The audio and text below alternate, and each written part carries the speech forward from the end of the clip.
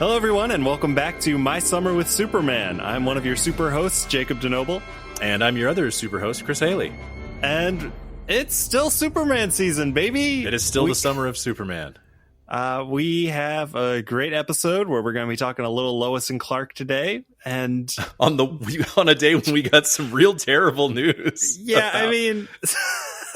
well, we can get into it, but... Yeah, we talk a lot about crying in the last episode. I got some garlic in my eyes, Chris. So if you see me just like rubbing and cry, it's just I was cooking right before I came down here. Okay, it's nothing to do with the show that we're talking about or anyone from it. Yeah, but yeah, Mr. Dean Cain is the worst Superman actor as a person. I think I could say as an actor also. I don't know about that. Who do you think's worse? Well, all right. The guy from the Broadway, the TV version of the Broadway definitely thing? Him. I'll say Tom Welling is probably worse. Now, with the clarification that the aspect of Superman that Dean Cain is the worst at, Tom Welling never had to do. So, by which you mean be Superman? Yeah. So I love, and well, I guess we're just jumping right into this part. I love Dean Cain's performance as Clark Kent. I love Dean Cain's performance as Superman, not interfacing with the public. So if he's Superman and he's talking to Lois, I like him. If he's Superman and he's like talking to Ma and Pa Kent, I like him. When he's Superman and he's talking to criminals or other members of like when he is doing his public Superman voice and like what he's putting on. Yeah, I don't like that at all. Okay. I think he does a very bad job with that aspect of the character. To what end? In what way? He seems he's too not authoritative, because Superman should be authoritative, but he's like paternalistic and like harsh, and like he doesn't feel like a friend, like, and it's usually because he's like scolding like a villain, but even that, there's not the like lightness I want. He just comes off very stilted as Superman, I think. Okay. In Cain's head, he's like Superman, upright, morally and then he gets in his own way. Versus his like Clark, which is looser and like has a sense of humor. And okay, let's pause this for 1 second, because I think we do need to establish some things. So we are going to be talking about Lois and Clark today. Yep. We're hopefully going to, if we have time, we're going to be we watched 2 episodes. Yes. And it's funny, as I was going like but also Jacob's original plan was for us to watch 4 episodes, and I was like, buddy, that is not going to happen. Both just time wise for me, I was like, there's no way I'm going to be able to watch 4 episodes in like one night, which is so funny considering how much time in the past I have wasted watching TV where I could just watch. Life is very different now. But but the other thing was, I was like, man, that would be way too much to talk about in one episode. So it's like Jacob picked 4 episodes, 1 from each season, and then had specific episodes. I was like, buddy, just pick, this is your thing. I want you to pick the ones that you feel are like the best ones for us to watch for this. And you picked 4 episodes, and we're going to talk about those. But first I was going to say, do you want to do kind of give a little bit of a background? I think we may have talked about this just a little bit in one of our like early episodes about our like introductions to Superman and stuff, but give people like a quick kind of rundown on what your take is of both what the point of this show was, like sort of like what the pitch, what's different about this, why this was a thing, and also what your history with it is and your feelings on it as a whole. And then I can give mine, which will be much briefer. So to start with, I'll talk about like the criteria I used to choose these 4 episodes, because to me, these aren't the 4 best episodes of the show. These are... They felt very specific, though, to what... Yeah. They're 4 exemplary episodes of what I think the show does uniquely, or the show does well, or highlights aspects of the show that I think are distinct to Lois and Clark. I want to know specifically in these 2 episodes Yes. that we are going to, I need to know the exact, we're going to get into it, but I do need to know exactly why you picked these episodes when we get to them. And specifically for episode 1 versus episode 2, episode 1 had kind of an extra layer of, I need this to be exemplary, because season 1 of this show was produced by Deborah Joy Levine. And she had like a very firm vision of what Lois and Clark was going to be.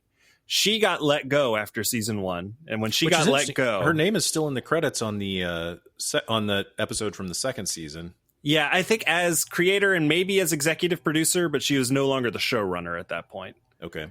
And the show transitions a little bit in season 2. We lose cast members from season 1. And then the tone leans more sci-fi superhero-y into seasons 2 through 4. So the first season is like, correct me if I'm wrong, but her deal is like way more like they're trying to do just moonlighting with Superman, right? Pretty much. It's the show was born out of... Oh, listeners that are not 1,000 years old, Moonlighting was a TV show from the 1980s. It's currently on Hulu. Oh, it's a good show. I mean, yeah. I didn't watch it as a kid or anything because it was like a boring grown-up show, but it's like what I've seen of it since I've been old enough to appreciate it has seemed it's why Bruce Willis is a star. Yeah, it's referenced in the first Ninja Turtles movie. I'm thinking, hold on, I'm trying to remember where. No, I don't know. I can't pull them mentioning. Oh wait, is it Donatello saying something about it? Yeah, so it's Casey and April are having their big fight when Casey reveals that April's just been fired, and they have a big fight, and then they slam the doors, and Donatello and Michelangelo have just been sitting watching this entire fight, and Donatello just goes, "It's kind of like moonlighting." That's oh boy, I could probably tell you every line of dialogue from that feature film. What can I tell you that one time I was a guest on a podcast talking about the first Ninja Turtles movie, and I can't remember the name of the podcast, and the episode never aired as far as was never published or whatever, as far as I know. Because I was one of 2 guests, and I'm like at home, set up, laptop, mic, all of the gear, everything ready to go. And the other guest was calling in on his cell phone, but like, doing like from a website, like Zoom or something, but it's like from his phone, with no headphones, and like walking around in and out of places in LA. Yeah. And it was just like constant noise. And like, we'd be kind of trying to have, me and the host would be having like a little bit of conversation about something. And then that guy would like pip in, or something you'd hear someone ask him if he needed help or something. And it was just all this stuff. And I'm sure it was just such a recording or such an editing nightmare that was why the guy never did anything with it. But that is like the first thing I think of when I think of Ninja Turtles and talking about it on a podcast. And yet I am still tempted to want to go like, oh, I want to hear more of I would love to talk about that with you. But okay, so we'll table the Turtles. Yeah. The year is 1994. Yes. And this is essentially the first Superman mass media project that is going to be able to take cues from post-crisis Superman. And they very much lean into the Byrne take of Superman, which is Clark Kent is the guy. Superman is, and we'll get to the line of dialogue in the next episode. But Superman is what I can do. Clark Kent is who I am, which I think is it's a very post-crisis notion though. Yeah. And so this premieres on ABC. Deborah Joy Levine pitches, the title kind of tells you the mission statement. Lois and Clark, The New Adventures of Superman. This is a show about Lois and Clark And then Superman is obviously a part of Clark's life, but it is not going to necessarily be the driving factor of the plots. And something I like a lot about the show is that the journalism of Lois and Clark is usually what is driving the episodes, driving the narrative. And we don't get to see that as much with Superman. Superman's often presented very reactive. Even in like the 78 movie, he's reacting to things that are happening. He hears something and he goes to save it. In this, Lois and Clark are investigating things and they discover something that then needs to be dealt with. And then Superman comes in and deals with it. Yeah.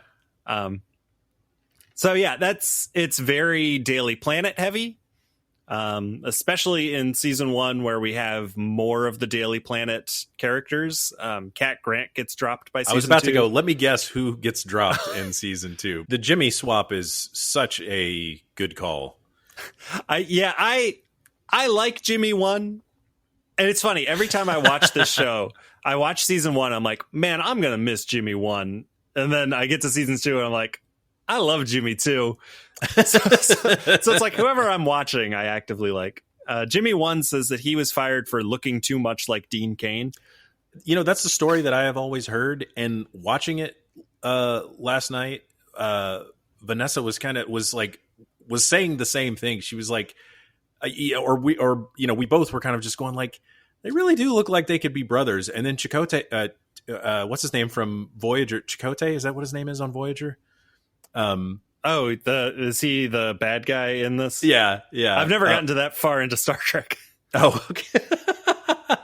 Well, I think it's Voyager's the one he's on. Yeah, with Kate Mulgrew as the as the captain, but he's the good guy in in Night of the Comet. I mean, he's been in a bunch of things. Mm-hmm. But when he showed up, I was like, oh. This is nice. This is a nice surprise. It's like a guest star. And the second episode also had that, where I was like, hey, this is a fun guest star. I appreciate that aspect of it. This is not going to be all like negative stuff, I promise. But I did have I felt like I had some insights watching this last night that I had not had previously, just because I had not thought about it. But he also looked like he could kind of be related to the two of them. I was like, so I could buy that being the reason, but I could also buy it being the thing that they tell someone when they're just like, this guy's not working out. Yeah. And they go for a slightly goofier Jimmy in seasons 2 through 4. Well, he shouldn't be like to me, Jimmy is younger than the two of them. Mm-hmm. And he's like a little bit lower on the success ladder or the Daily Planet's ladder, than the two of them. I think season 1 Jimmy, like, he's striving to like reach them, and they like wanted to chart that progress as he like grew, but I think maybe he started too close, and so like season 2 Jimmy gets like bumped down and is just like, you're gonna take a while to bake. Well, because it's not Jimmy. Really, I mean, honest, no one watching this really cares what happens to Jimmy Olsen. The people that were watching this in the 90s were watching for like to me, I mean, this is my like memory of it at the time, like the way that things like Entertainment Weekly and stuff like that talked about it. People were interested in two things, because this did fairly well. Yeah. It was like a pretty big hit to start with, at least. But it was like, and I think part of the problem was that then it was a big hit at first, but then like all the nerds, or not all, but nerds start dropping off as they realize there's not much Superman in it. Yeah. And they're basically like watching watching newspaper soap opera. Which is what I love. Yeah, that's the thing. You're the outlier for Superman media for this particular thing. Of like this, there's a great reason why this would be right up your alley. Yeah. But does it not also make you insane that I've never worked for a newspaper, much less a great metropolitan one. Yeah. But everyone in that first episode is so stupid. I mean, it's just like constantly stupid stuff, and I like people just doing like the dumbest thing possible. And I was like, I mean, and even Lex is in the first episode, and it's like they're really going for the businessman Lex, the John Byrne businessman Lex, and even more. So just so you, the listener, know, the first episode that we watched is called Fly Hard, and which I want to make sure that there's not like a weird HBO Max issue or something, because you said this was episode 20. And on HBO Max, it was episode 19. Yeah, no, 19 is correct. It is 19. Okay. Yep. And the hook of the episode is that all of our main characters are working late at the Daily Planet on a Saturday night when they're not supposed to be there. And then tell me. Okay. No. Go ahead. And then, a bunch of criminals with guns come in. They are searching for some secret gold or money. You don't know that, though. In the Daily we don't Planet. know why they're there to start. But they are essentially holding everyone hostage. And because everyone is together, Clark can't become Superman and do his Superman stuff because he's wearing a short sleeve shirt and there's clearly no costume on underneath there. Like, if we're gonna get caught up on this kind of stuff, well, I am. You better just you wait. But yes, so the hook of the episode is Clark is trying to save the day without necessarily turning into Superman and giving away his secret identity. So our hostages are Lois and Clark. Clark is there working on his taxes because he doesn't have a home computer because it's 1994. Who is the? And now we've talked about this before, but I was like trying to remember what the deal was with his Robin. So his punk Robin. So we'll get to Jack. So Jack is only introduced like 2 episodes before this and is dumped at the end of the season. I figured. Jack, they wanted to. So here's the thing. This show, and we talked a little bit about this. I'm going to love every time you have to start something with this one. Okay, so here's the thing. So this show was up against Sequest, which was the big Steven Spielberg sci-fi show with Roy Scheider. And Jonathan Brandis. And Jonathan Brandis was teen heartthrob city. Yeah. That's why my sister watched Sequest.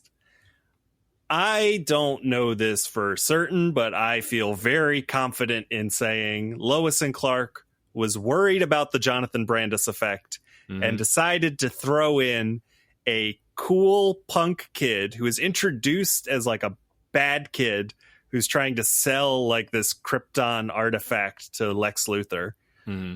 But then gets a job at the Daily Planet and he has an earring and he's I was going to say, yeah, the ultimate 90s sign of a real cool rebel guy is a teenage boy with a dangly earring. Yeah. So he's tough. He's there. What is his job at the Planet? So he's like, I think he's a copy boy. He might just be a gopher. Okay. So he's like a step below Jimmy. Yeah, but who? Is he Clark's ward? What I mean? No. So he and Clark. So he's also an orphan. Oh, okay, sure. So Clark is just like I figured, but I mean, kind of big brothering him. So they're gonna go out to the movies tonight. Yeah. As you do, which is fine. Yeah. Yeah. Where does he going then though? When at the end of the episode where he's like, "All right, I'm going to get out of here." Well, he's probably going to go see a movie I don't remember where he lives. I was like, does he, if he's old enough to have a job, I was like, does this kid, but he doesn't seem old enough to have like his own place. So I was like, does he go back to the orphanage? Does he? Yeah, I'll be honest, listener. I am currently in season 3 in my like rewatch of this show, and I watched this show very slowly. So I have last watched season 1 probably 2 or 3 years ago. All right. So. Well, we'll not worry about it for now. People can do their own research on if they need to find out more about Jack from the first season. Yes. Perry White and Jimmy Olsen are there cleaning out Perry White's office. Doing spring cleaning. This Perry White is obsessed with Elvis. That was their like hook for him. Yeah. I like Lane Smith a lot. It's like a Southern Perry. He goes a little broad, a little goofy, but on the whole, I like him a lot. I think he has a great laugh. He does not necessarily seem like a real Southerner. That's being from fair. as someone who is. But it's also not like he's, especially being someone who's from Memphis and how much he loves Elvis. It's like, it's never like, I never feel made fun of or insulted by it. It's more like, hey, this guy likes Elvis. That's cool. Yeah. But the most exciting thing was when he came out of his I know what you're gonna say. Came out of his. This was like the biggest hit of the night at our house. When he comes out of his office with a full like life size Coors beer style cutout of Elvira, who I share a birthday with. Oh, that's in nice. case she's listening and wants to get us joint presents. Elvira, please be listening. That was like, well, all right, this guy's all right with us. But it was also at the beginning of it, he brought out the sign that was like, this is the 76 Republican convention sign that Gerald Ford tripped over. Yeah. And I was like, is he supposed to be like a big Republican? Or does he like it because it was like a piece of history, because it was something that Gerald Ford tripped over? Or I don't know enough about like what he's like in the rest of the show. Yeah. So he's definitely not a Republican. It's like that this is history. And especially, Gerald Ford, I think they just wanted a cheap Gerald Ford jab. Saying that he tripped over it. Yeah. Famous for tripping. Yeah. Thanks to Saturday Night Live. I honestly, I'm young enough to not really know how often Gerald Ford actually tripped, or if people just think he tripped a lot because he tripped once and then Chevy Chase tripped every week on SNL. Yeah, I am also young enough to not have any idea about that. Like, I just know it. I don't even really remember it from Saturday Night Live. I just know that it was a thing of him doing that. Well, they do it on The Simpsons, too.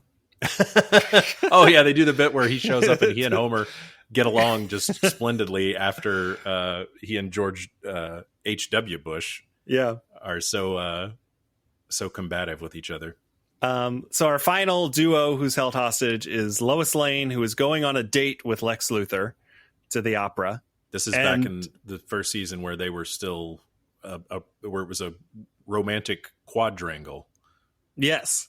And you mentioned the Byrne Lex, but this is almost even more distinct than that, because like Byrne Lex is like visibly to anyone in the world like kind of a creep. Like he's well respected because he's like a rich businessman, but like if you get one-on-one with him, like all of his employees know he's kind of psycho. Yeah. This Lex take, which I kind of like, is very much like Lex is charming and erudite and honestly not a bad guy seemingly. He's everything a man should be, except he is insanely selfish and cannot like envision the concept of like selflessness. Yeah. And it's a different, I think the idea is like to, what if Clark Kent didn't have a moral core? And there's a great bit in the first episode where we introduce him to Lex Luthor, like LexCorp's tower. And he's like, I have the tallest building in Metropolis. Do you know why I built this? So I can look down. I never have to look up. I look up and see the sky, and I look down at everybody else. The line from the pilot that Superman says to him at the end, that is like I think more than anything else in this entire show, the thing that has stuck with me the most. Yeah. But it does kind of speak to the type of Superman you're saying Dean Cain plays, the way he plays him. Because it is kind of a like, it's a little bit of a, he's trying to be I'm not sure how to say this precisely. But like he wants to show how tough he is, or like, yeah, he's like a little bit more trying. Like, I don't feel like Superman ever really needs to try to like show off what a Billy Badass he is, because it's like his everything does it for him, you know. And that he has lines like that where he's kind of like sneering at bad guys. I like when it comes out with Lex, just because he's like, I really hate this guy. Like, I don't like it when it comes out to like a normal criminal, but like Clark Kent being like, this guy's macking on my girlfriend. I am the only person on Earth who knows how horrible he is. Well, yeah, it's got that line in this one where he was like, "You don't know him like I do," Yeah. and it's like, what is that supposed to mean? Do you want to say the line though that stuck with you in that first the thing episode? that he says to Lex at the end after Lex has had that whole thing. I remember that it's probably because they set it up so well. But the thing that Superman says to Lex after they've had this sort of first in Lex's office at the top, in the penthouse conversation. And I think the point of the thing was that like Lex was trying to get him to come work for him. Mm-hmm. Or something to that effect. Yeah. I mean, that's usually what the first interaction with Superman and Lex is in a lot of stuff is usually like he's going, all right, well, how much do you want to be on my team? But Superman, as he's going to leave, but I think part of what did make it stick with me is like kind of like he's got like a little bit of, there's just a little bit of like sneer in his voice or, a little bit of loathing in his voice talking to Lex and, where he says like, oh shoot! Now that I've said that, I'm going to mess it up. But he basically says like, if you're trying to keep an eye on me, all you have to do is look up. Look up, yeah. If you want to know where I am, just look up. Which is a very different vibe from the look up in the movie this year. But that is like such a great thing where it's like he's made this whole deal about like, well, I'm looking down on everyone, and suddenly here's the guy that's like. And it's a great explanation of like why Lex hates him so much too. Yeah. Like it's a deeply personal hatred in addition to just like conceptual hatred that we get with Lex a lot of times. Yeah. But it's like the attitude from Superman is like, you could tell it's a very, I have to try to like keep in my mind that this was the 90s. Yeah.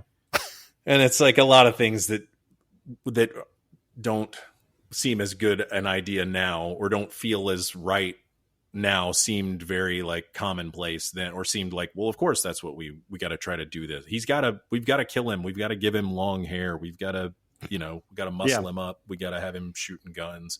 We got to have him in a leather jacket, action figure, street tough Superman. It's like all of those things where it's trying to take something and, adapt it to the times in a way that does not necessarily best serve the character. Yeah. That's totally fair. And like I said, I really love Cain when he's being more human and more down to earth.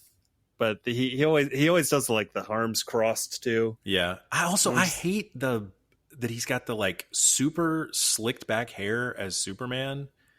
And then like you put that with like all the arms and it just makes him seem like he's, I don't know, it makes him seem more like a gangster or something, which is ironic considering.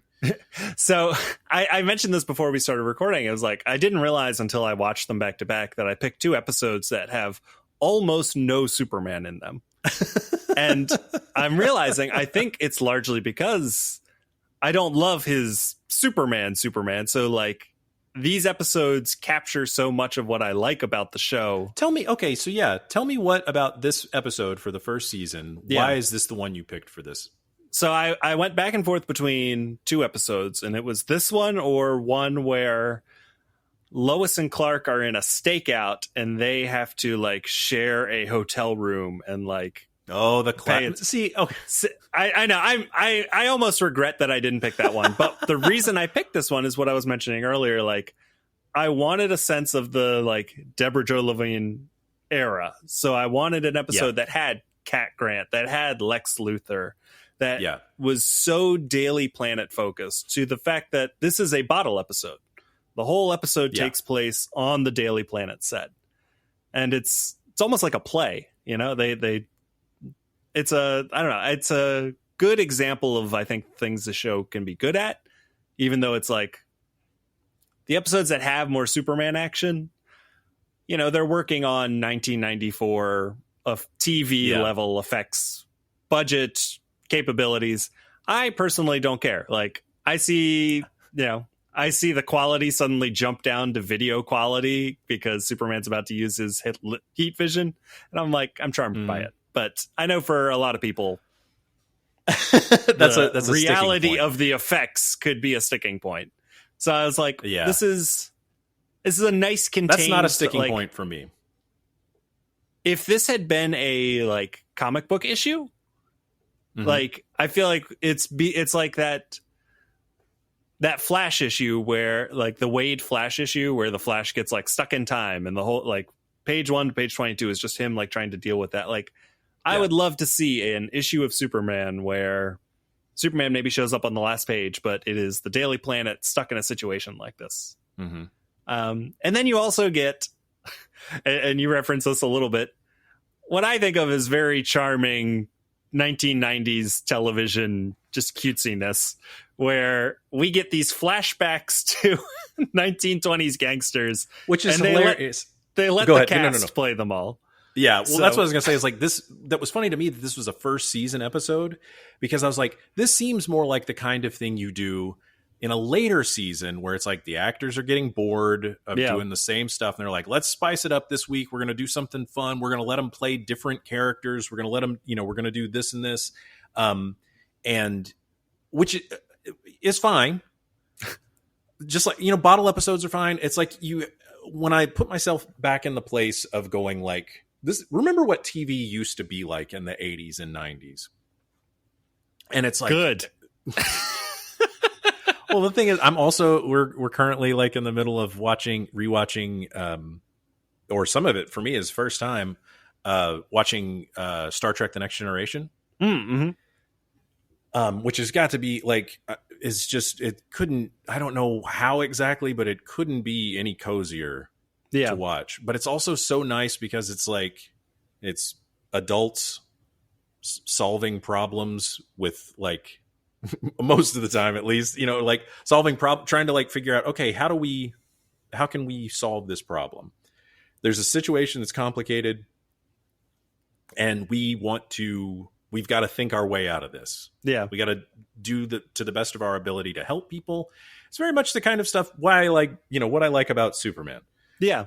In that kind of way. But it's also very like just kind of even tempered.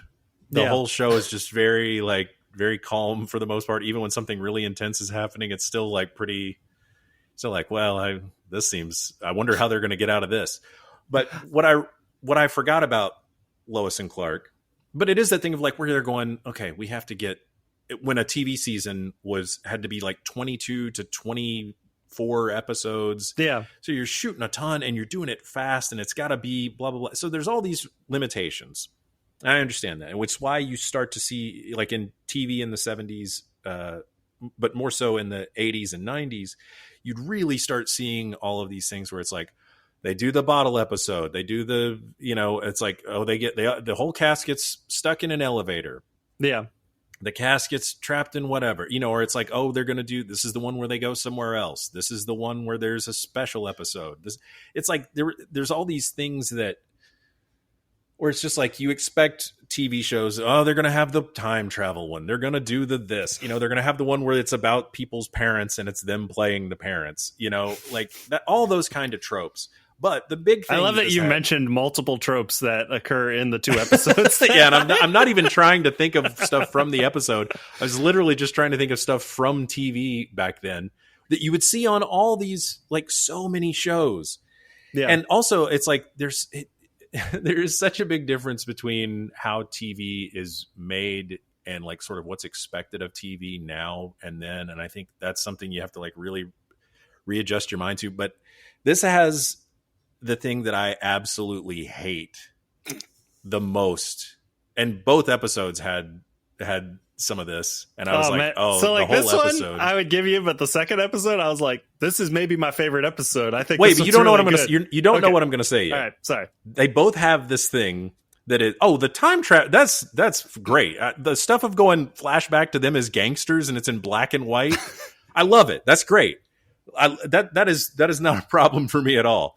Them going back in time, whatever. All of this stuff, like that's not the problem. The problem that I hate is that this has the old TV cliche problem of, and I hate this in movies. I hate this especially I hate it in TV shows back when this was always a thing, where it's like when there's like and I know that this says more about me than it does about the shows, but it's like, and I know that this is probably some kind of diagnosable thing about me, but that like I am always so desperate to understand people and to be understood by people, to the point where I'm like it's very frustrating for me when it feels like I'm not explaining something well enough, which leads to me over explaining things to the point of people not wanting to talk to me anymore. Or just going, I wish this guy would shut up, which is what I'm doing right now. Not at all. But it's got the thing where it's like, where there's problems that could be solved so simply if people would behave like real human beings, or like have there's like a lot of stuff where it's like, there's things that happen in this episode that are contrived for the episode, because the episode has to be an hour long. It can't end in 20 minutes. Yeah. And especially when you're doing it's a lot harder for me.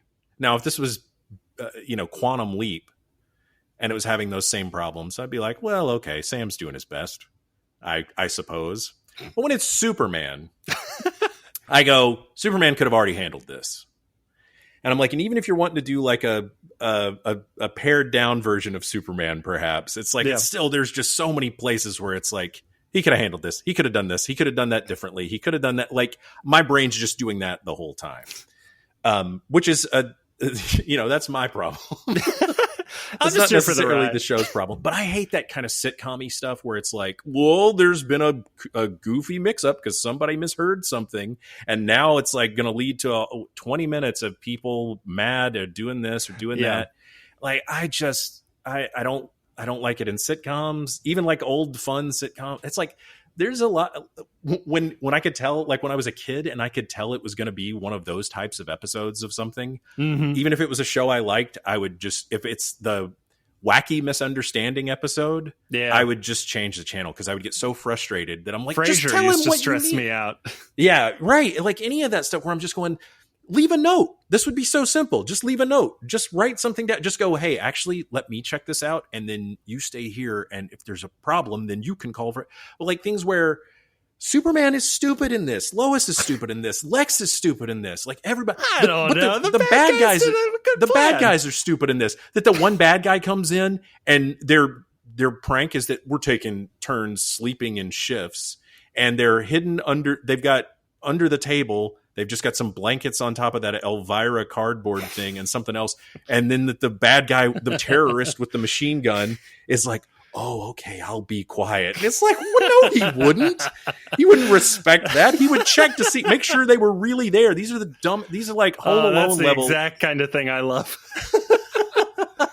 Well, it's not that it doesn't have its own charm. I mean, of course. Yeah. It's like, because you go like, oh, these are the friendly terrorists with machine guns who are like, but every time they would go, like, they'd do something to try to show how scared they should be of how serious these bad guys are. And then they go, one more thing, and we're going to kill someone. And then the bad like 3 times. Yeah, they do it over and over. They go, all right, I mean it this time. And so there's stuff like that. And I just like all of that kind of the thing where it's like, well, this has to happen for the show to keep going for another 20 minutes. Yeah. For, that it's like Superman can't just solve this. And I appreciate that the writers of these episodes, and for TV shows back then and stuff, and especially like same deal with Smallville, same deal with Superman and Lois now. And last night was like the first time it had kind of like all crystallized for me that like I tend to not enjoy Superman on television. And it's because, and I had never put this thought together until last night when like Vanessa and I were talking about it as we were watching it. And I was saying like, I really generally, I think I tend to not enjoy Superman on television because he is always so limited by the limitations of television, of a weekly television show, of both budget and everything, and it's like my big first introductions to Superman were in comic books, in cartoons, and in the Christopher Reeve movies. Yeah. Like that was where I got, and in the comics that I was reading at the time, it's like Superman is dealing with big, crazy stuff. Like the cartoons is like Super Friends and, he's fighting Darkseid and um, uh, like all of that stuff where it's like big adventure stuff. And I like Lois and Clark, the idea of Lois and Clark, but if I'm watching a Superman show, it's frustrating for there to not be a lot of Superman for me. But that's not even the issue. The thing is that it's like they make Superman small to fit TV. And I think that because I want Superman, I want so much from Superman. I want to see him do the things that only Superman can do. I want to see him take care of problems that only Superman can deal with. That tends to make me go I literally just came to this realization last night. I was going oh, this is why I usually can't stick with these shows for too long. Cause I just start getting frustrated even when it's good. I watched a lot of Smallville and that I gave him a lot of runway because it was he's not old enough to be Superman yet. So this is fine. Yeah. He can just keep, but then it when it gets to season 10 and he still hasn't put it on and he's been in Metropolis for 5 years and it's just he's 40. When is he going to be Superman? Man, the Smallville solution, and just to jump to Smallville for a second, after season 5, they should have changed the name of the show to Metropolis. And just made it into a Superman show. But he was so... Two guys, a girl, and a pizza place did it. You're allowed to change your name. Dean Cain, not Dean Cain, sorry, Tom Welling literally had it in his contract that he never had to put that outfit on. And it was a sticking point, especially in the later seasons where he was no, I don't want to get he was very concerned about what it was going to do to his career if he was ever seen that. He thought that then he would never get to be anything but, he would never be seen as anything but Superman, which is so funny because it's well, how did that work out for you? Yeah, you're still only 10 years of a Superman show. Yeah. And Dean Cain at least ended after 4. Well, and it's funny too, though, because now, of course, now that he has kids that are into superheroes and stuff, and he's going oh yeah, I used to be Superman. And they're okay, show us. And then he has to show him Smallville, and it's they're you're not Superman. Yeah. And now he's going where he wished he had done it, or he could come back and do something now, or whatever.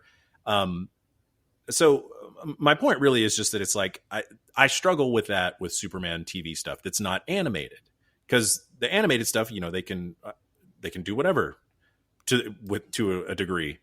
But it's interesting. I almost come to this from the opposite direction, where I when I was always excited for this new Superman movie, but for me, because my favorite era of Superman is this post-crisis, specifically post-John Byrne Triangle era, long-running subplots, wide-ranging supporting casts that watching the romance between Lois and Clark develop, all of the things that I really like about a Superman story need the time to tell them.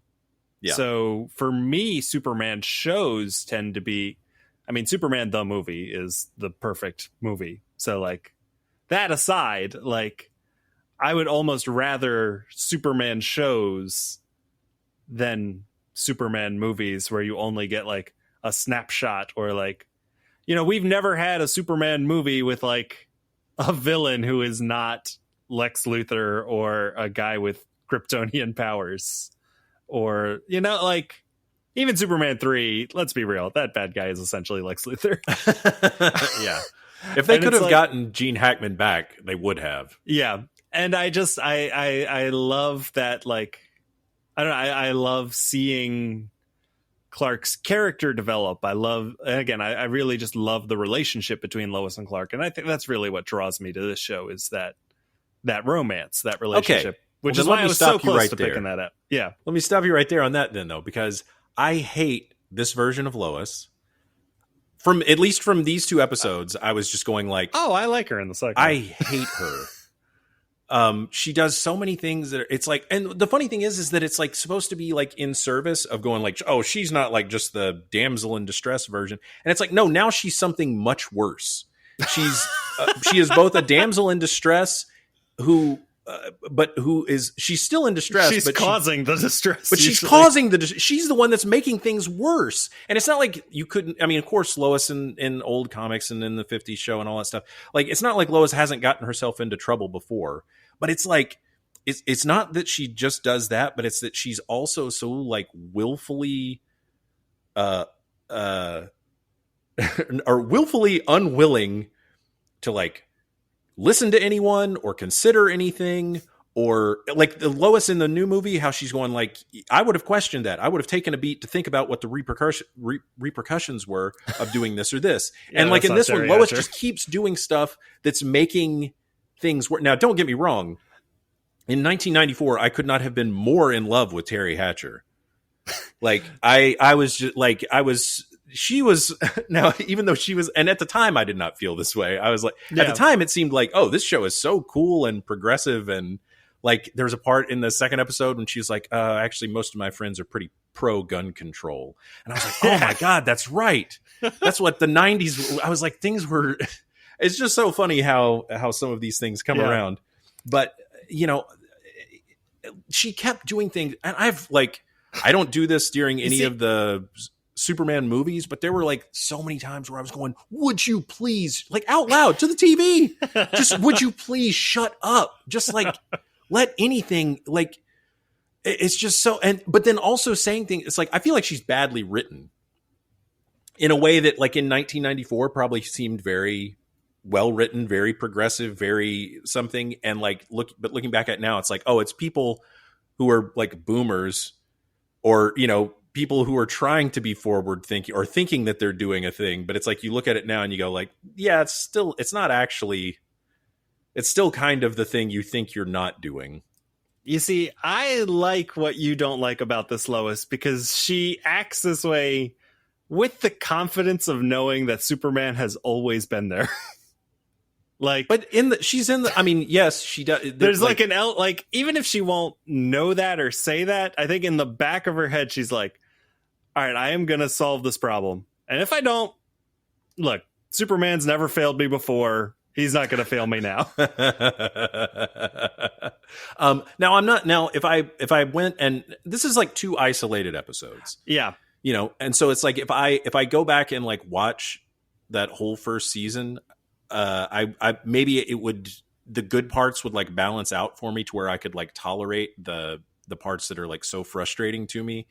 But again, this just goes back to the thing of like, where I'm going, when there's like a person in a group project that like keeps messing things up, and it's like the guy that has all the answers is here. If you will just shut up for a minute, this, like, if you will quit telling, also the way that everybody is like such a jerk to Clark.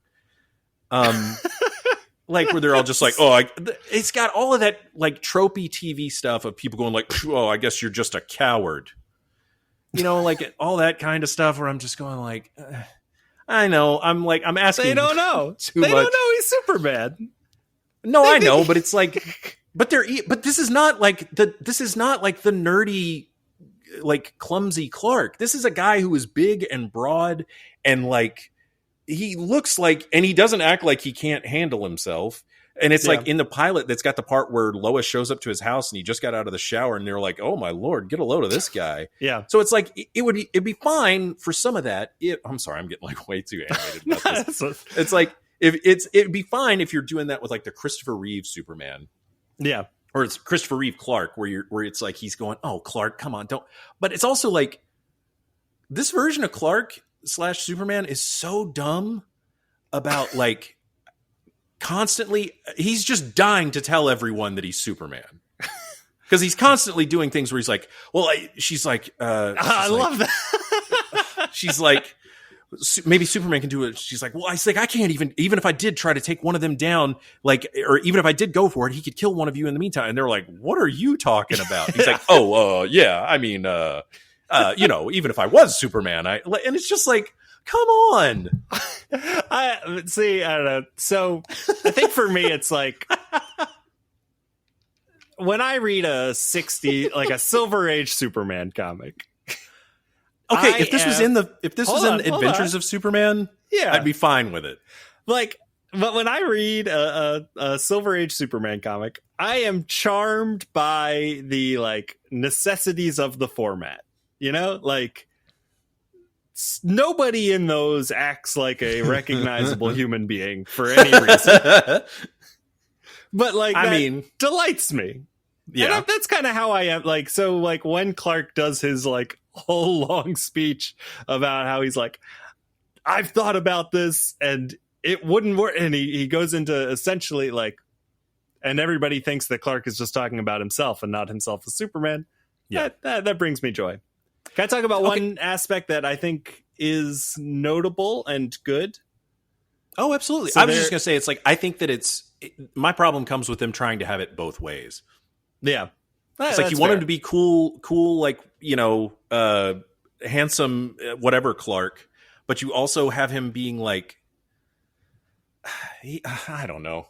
Just that there's so many times where it's like, you don't want to have this secret identity, which is so funny compared to the next episode where it's all about how, you know, the repercussions of that or whatever. And anyway, so go ahead. And let's be real, Jack definitely figures it out by the end of this episode. And I'm sure that would have... You think so?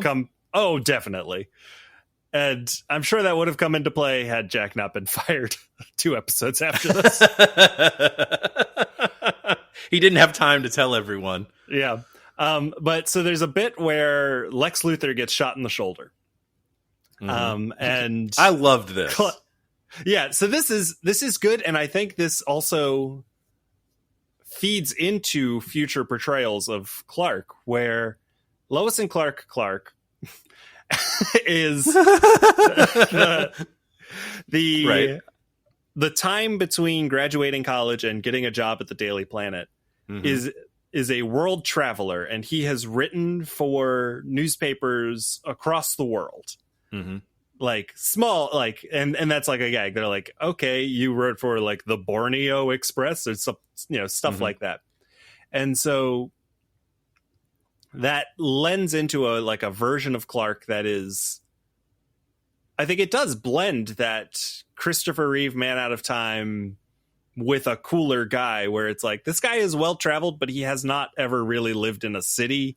He has not really lived in like the modern world. He has this big gap of knowledge because he's just been so many weird places over the years, like helping out people. And I think that's also just a cool thing for Clark to do, because like figuring out what happens in that period of time between Clark Kent graduating college and getting a job at the Daily Planet sometimes can be kind of a bug. I don't want Clark working on an ice fisher rig for 10 years. Like, but I also don't want him spending 12 years in the Fortress of Solitude. Yes. You know, missing the entirety of the 70s, basically, and then come back and be like, I don't mind him being sort of like behind the times a little bit with what because he's from a small town. That stuff is fine. I love the idea that he's gone all around. But that was another thing that made me mad, is it's like, they know like where they're trying to have it both ways. That's really what gets at me is like, it's like, if you want to just have everyone be really stupid, then that's fine. But you've got to stick with that. They can't be like really stupid up until the point where it's time for them to get smart. Well, and then, but like, I love that the idea that he was like, okay, something's happening. He springs into action. Yeah, he springs into action. Lex Luthor gets shot, and he's like, you grab these tea bags. I need you to grab, there's an orange rind on this desk. This is like a Borneo, like medicine man taught me. Like, and that Lois is like sitting there being so like, everything he tries to do, she is like needlessly combative about. To be fair though, if your coworker was like, when I did my study abroad in Borneo, we mashed up some tea leaves and orange peels and it solved a bullet wound. Don't forget the gum. And some gum, you know, I would be a little skeptical. But no, because it also doesn't actually work. It's just his cover, so he can. But that doesn't matter. That doesn't matter. They don't know that. They don't know that. But the thing is, I'm like, if I'm in a situation where someone has been shot and is bleeding out, and suddenly one person seems to have a very clear idea of what needs to happen, I would not be trying to argue with them about it. I'd go, it's like you would go, we can argue about this later. Like, if he seems to know what he's doing, let's go. You know what I mean? And not going, oh, Clark, that's so stupid. You don't know. We don't need voodoo, blah, blah, blah. That's not Lois, though. Like, Lois is not going to be, he seems to know what he's doing, let's go. Her whole thing is question everything, question everybody. I'm talking someone's personality. Like, Lois, Lois, I think, honestly, should be abrasive. Not Not 100% so, but I think if it's a good take on Lois, I think she should be a little abrasive.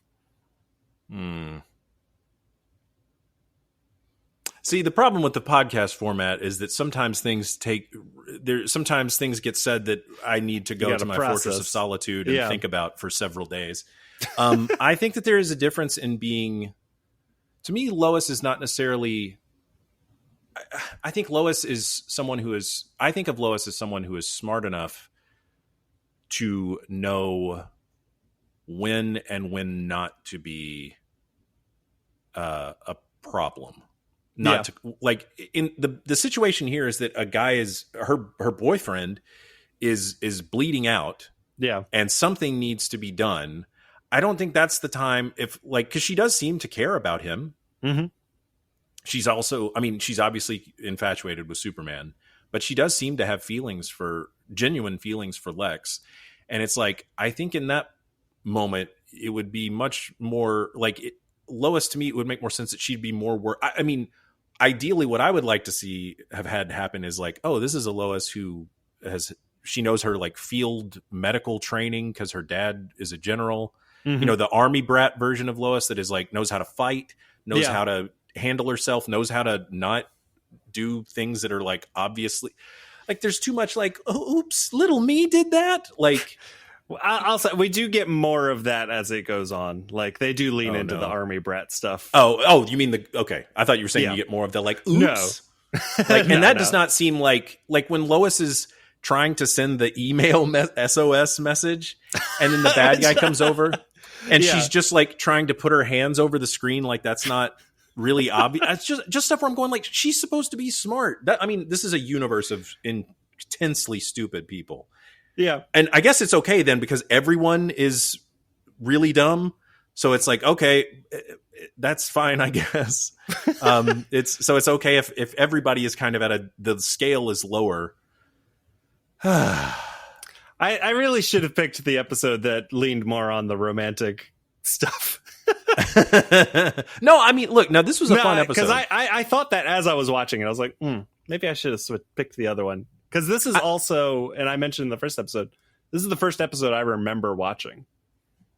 Oh my gosh, really? As a 5 year, it's honestly the only episode I remember watching like during the original run. Like, I know I watched a couple of episodes, but like I have a vivid memory of like being in my mom's bed watching the scene where they're all like in the office and like Clark is heat visioning the. Oh my god, the way that he does that thing with his glasses constantly.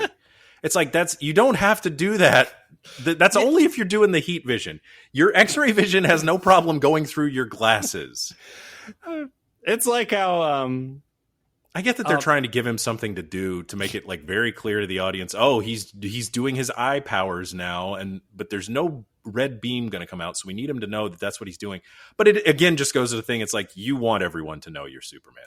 This is the most desperate to be found out Superman ever. I always think about who is Professor James McAvoy, how every time he always does the two fingers to the temple whenever he uses his mind powers. It's like Invisible Woman have you seen Fantastic? You saw it. We have not said a word about it to each other, and we're not going to start now. We're already way too far into Lois and Clark talk than I thought. But it's like, your hands aren't doing it. You know what I mean? Like, it's not your hands that are making it happen. Anyway, you got something. You can't just have people. You got to do something. I know you got to do something, but so the last thing I just want to say about this episode is that I also picked this episode because it has. This is the last thing you want to say about this episode? Oh, I mean, really. I feel like we have not even gotten into my list of complaints yet. I was just so delighted the whole time I was watching it. So One of my notes was literally no one on earth is this stupid. So, and this is another stupid moment, but I'm so delighted by it. And now, don't get me wrong. I'm glad we watched these, and I want to watch the other two that you wanted us to do also. I might rethink whatever the fourth episode, because I really only picked it because Drew Carey is in it and Mimi from the Drew Carey Show is in it as a ghost. Wow. But what brand synergy Warner Brothers was dealing with at the time? But Cat Grant is also there in the beginning of the episode. She comes into the office making out with a guy. I mostly know her from Babylon 5 and then this. Tracy Scoggins. Yeah. So she comes in making out with a guy and is like, oh, whoa, it's a little crowded. Maybe we'll go up to somewhere else. And so she leaves, misses the entire thing, except she comes back into the office while they're all tied up and is like holding I think that's what I was outfits, writing down. And they're all trying to stupid. They're all trying to tell her, hey, we're all being held hostage. And she's not getting it. She thinks they're complaining about her outfit. And then she takes off. And then at the end of the episode, they do a little comedy beat where she's like, man, what a great weekend. How are you guys doing? And then she was like, I don't know about you guys, but I actually spent most of the weekend in handcuffs. Oh, yeah. the whole episode would have been worth it. And that part, all of that stuff would have paid off. All that stuff that made me so frustrated would have paid off for me if then Lois had gone over there and just beaten her to death. Because Lois had said that thing earlier in the episode where she was like, if we survive this, come Monday morning, I'm going to kill her. And if she had just gone over there and decked her, oh my God, that would have been so satisfying. I mean, not that I want to see her get punched or anything, but it's just like, it would have been a great payoff to all of that. Like when Lois punches Ursa in Superman 2. Yeah. And then, so why does she have all that lingerie in her office? So I want to talk about Cat Grant for a second. Oh, okay, because please. I think Cat Grant, as has been portrayed every time since this, comics, TV, movies, takes more from the Lois and Clark depiction of Cat Grant than the Marv Wolfman, Jerry Ordway Cat Grant as introduced in Adventures of Superman. Because this Cat Grant in the comics, as she's introduced post-crisis, while is an attractive lady and was very, like, Marv Wolfman has talked about, like, I wanted to introduce somebody who was attracted to Clark because Lois is attracted to Superman. And, like, but she is not a hypersexualized character in the comics at that It's funny you'd say that because, in the comics, the first thing that I think of when I think of comic Cat Grant, if I'm not thinking of the one that's in All-Star, if I have to think of just normal, what I think of Cat Grant, the first thing I think of is the tragedy that happens to her. Yeah. With her son? Yeah. Yeah. And there's also the stuff with her and like where she has like I think of like the relationship because she's got like the relationship with Gangbuster. Mm-hmm. And like that's what I think of when I think of Cat. And so I think you are right that it's like basically from this is like became the more the public perception. And like this Cat, I love, like, this is not her best showing because she's just in it as like a comedy beat. But like this version of Cat is very competent at what she does. She reads people very well. She has a lot of sex. She's like Blanche from the Golden Girls. Golden Girls. Yeah. What is she? So what is?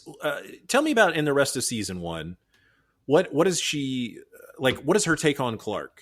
So she like episode 2, it like invites herself over to Clark's place, right? And there's like Tracy Scoggins, I think, has like really fun, dynamic body language acting that she does. Yeah, she's good. Where she and Clark are like eating takeout on his couch and he's like not interested, but like, he's just being a normal guy. And she's like, just like she's sitting casually and then just like does this like I wish jump you guys up where could her feet see are the way that Jacob is acting this out. But like she just does this like really casual, cute move where she just like jumps up and like tucks her feet under her, and it's just like that, like very flirtatious, but not like sexualized flirtatiousness. Yeah. So then like what's I assume, I mean, clearly that doesn't really go anywhere. Yeah, she also has, I think, maybe one more appearance after this episode. Oh, okay. And then she got dropped from the show. What's her take on Superman? She is like, he's a hunk, but like that's about it. She's into she like likes that he exists, but doesn't really have the like one-on-one the way that Lois does. It's not like there's a part early on where she's like close to figuring it out because she's such a good, closer than Lois or anybody else. That would be interesting. But and it's because she can tell from his butt. Yeah. She's like, that's the same butt as Clark. Like there's a day where the like wind blows Superman's cape up. And that's what she notices. Well, no, she see it every time, because every time he takes off on the show, he does that thing where he like does his cape up like to one direction. It's not big like Batman, so he can't do the double arms. It's just one thing to like kind of go past the camera to make it look like he's whooshing away, which is charming also. Now they can't afford to put him on wires every time he takes off. We can only do like one wire shot per season. And then a sound effect. Which is, that's fine. I'm fine with, and honestly, sometimes with stuff like this, if you can't like really pull off a special effect, like I would rather people find a simpler solution than just jump to, like, there's some parts in Superman and Lois where I'm like, I would rather have a little bit less of a CGI way to handle this. Yeah, maybe, because it's like you guys can't get quite, you're not up to that level of where it works to where you really, to where you go with it. I mean, you do, because we know it's entertainment, but also, I mean, I know I'm talking this. It was very frustrating, and a lot of stuff did make me angry, but I did still. I feel like most listeners will probably agree with you over me. Yes, I do too. I think that history will prove that there was a reason why this show didn't keep going for 10 seasons. But no, I mean, that's the thing too, is I was kind of shocked to find out how irritated I was by some of this stuff, because I did like this to a point as when I was watching it as a teenager. Yeah. And like, but I was like, oh my Lord, I was so in love with Terry Hatcher. And I just thought that, oh man, she's the best Lois Lane. And it's like, and I mean, I remember at the time being old enough to be like, oh, this is definitely a very 90s Superman. Yeah. Like everyone is very 90s, and like, this is very, current. Yeah. It all felt so like, oh, they're using computers. See, now I got, this is very 90s. It's delightful. And I do like some of that stuff, but it's also, it's more the stuff where it's like, these are things that would bother me in any TV show, but it's even more so in a Superman TV show. If this was just like, if this was Sequest, I would not care. I would just go, yeah, whatever, the dolphin talks. Okay. Even though that's not like what I'm complaining about with this, but it's like, and I did watch Sequest, but I feel like I also remember there was like a point where I was going, I would rather watch Sequest than watch this Superman show where Superman never does anything, or where he doesn't do what he could. Yeah. Where I'm like, why doesn't he just, okay. I think me, it's helped by the fact that, like, if this was the only Superman in media, like if comic books existed and Lois and Clark existed and nothing else, I would probably hate this show. Oh, sure. It's like, but like, it captures an element of the mythos that I think gets so underserved in almost every other rendition. I think you're right, except for maybe no, I don't. I think Adventures of Superman, the 50s one, the George Reeves, yeah. I mean, that is almost exclusively Daily Planet, but there's no romance aspect to that. Oh, yeah, that's and true. Like the development of the relationship here, and honestly, I don't even think the development of the relationship works as well in the comics as it does over these 4 seasons to me. Interesting. And Like- see, without having, without having the knowledge of all of it to see how it all progresses, I will say I liked the second season episode better. Yeah. And it's like, oh yeah, because it's catering more to what a nerd like me likes. Do we want to talk about that, or do we want to hold off for that and do some of our just like We housekeeping? probably should, Let's but talk it sucks because the second one was a lot more fun to me. yeah. But I would think it would be more fun to you too. I mean, Yeah. not more fun necessarily, but it would also have been fun because you do get some very good sort of like seeing how their relationship dynamic is. I mean, I will say this episode I picked mostly because it's exemplary of season 1. Second season episode I picked because I think it's one of my favorite episodes. It was, I mean, and well, I'm torn because it's like, I see how long we've been talking and I see what time it is. And I'm Let's like, just jump in. we can do it real quick. This one won't take as long because it's a lot more straightforward. And then, Except the episode's plot is way less. it's way more complicated, but the episode is so much more straightforward. It's interesting how it's like the bottle episode is like got way more. Also, I would say, guys, it's on HBO Max season 1. The episode is Fly Hard. Watch it and tell us what you think. Yeah. Or watch the pilot. The pilot's really good Watch too. the pilot too, and then maybe watch this one and tell us what you think. I'm tempted to watch more of this to see how to see if it, because I was going into this last night going, oh boy, this is going to be so nice and cozy, and I'm like, we're going to get into this and it's going to be so brown and 90s, and like everyone is going to be wearing such earthen tones, and it's going to just feel very 90s to me, and it did. I will say, okay, one, I like for this version of Lex Luthor. Mm-hmm. Like you said, I think that guy does a pretty good job, but it's a very kind of like, just like Superman is like very depowered. It's a very depowered version of Lex Luthor too, because it's like all of this over $30 million. And it's like, Lex is gonna like, it just seems like there were like the Lex Luthor that I think of would never be in this situation. And if he was, as soon as it happened and those guys came in, they'd go, oh no, Lex Luthor's here.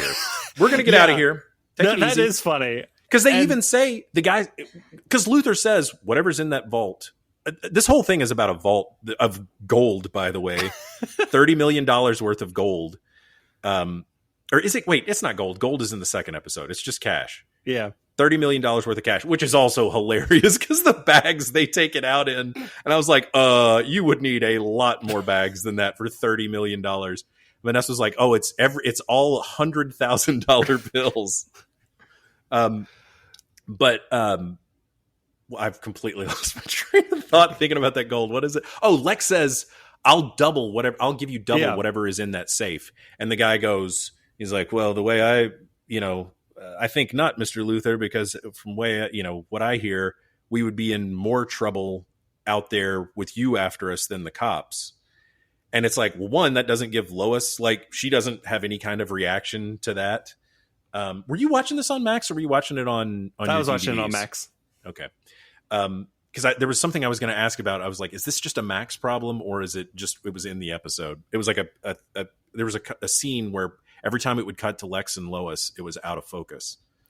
Likely the problem is that I bet that had a essentially an effect through the window.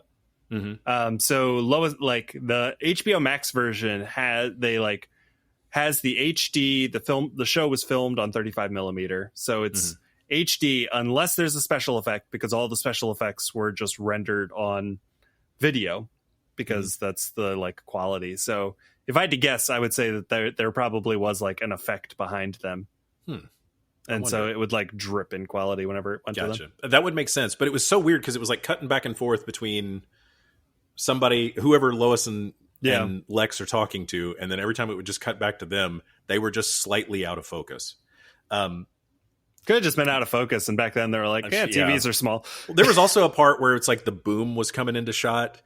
And it was just like, yeah, you're never going to see that on an old TV. Like they just didn't see it.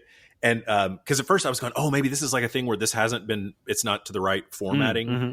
But I don't think that's the case. I think it's still I think that it's TV size. Yeah, I don't think it was like stretched out or anything or any kind of weird anyway.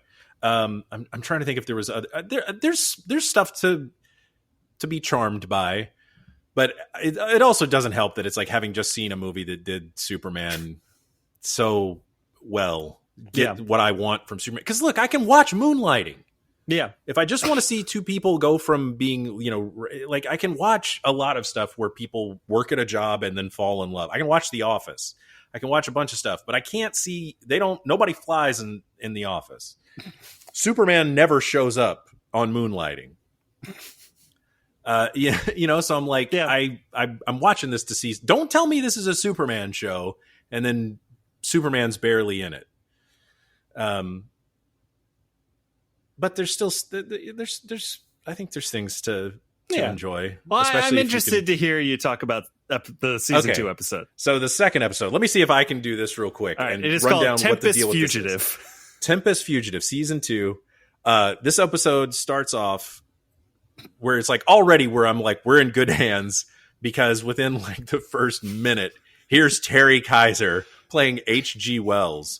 And I was like, well, I'm already off to the races. This is exactly the kind of stupid TV from the 90s I want.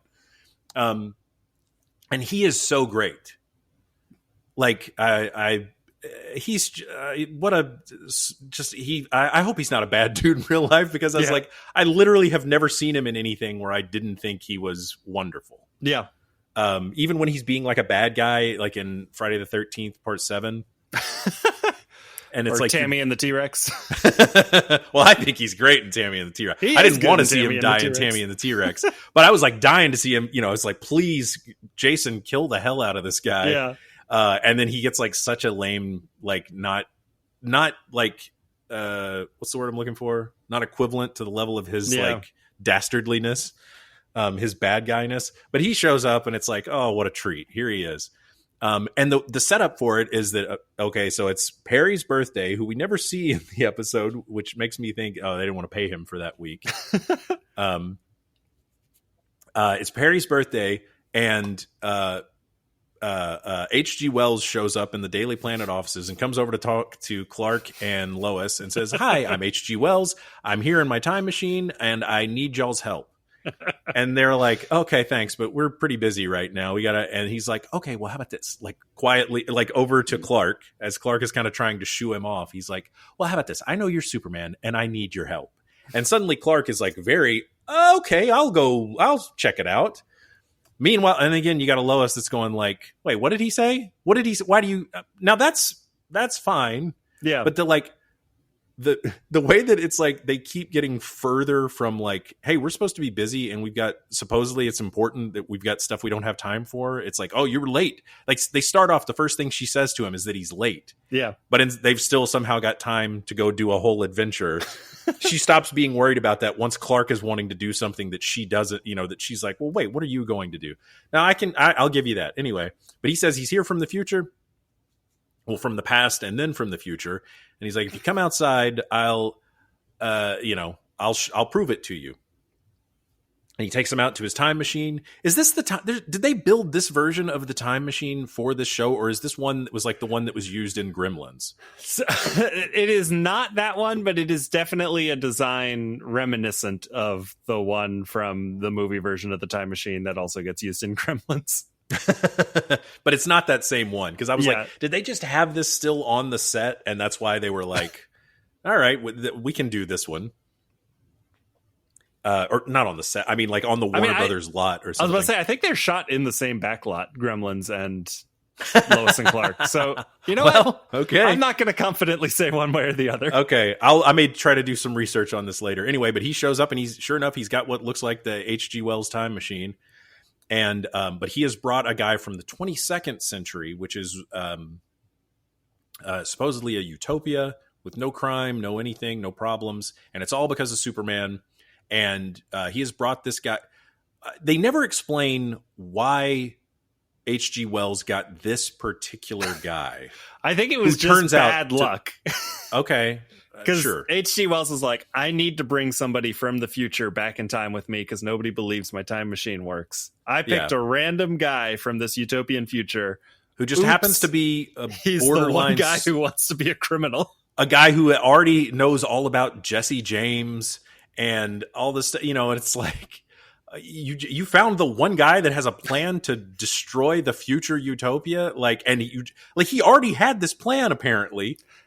I think he develops the plan as he goes. Like he's like, all right, time machine. All right, well, yeah, let's kill Superman.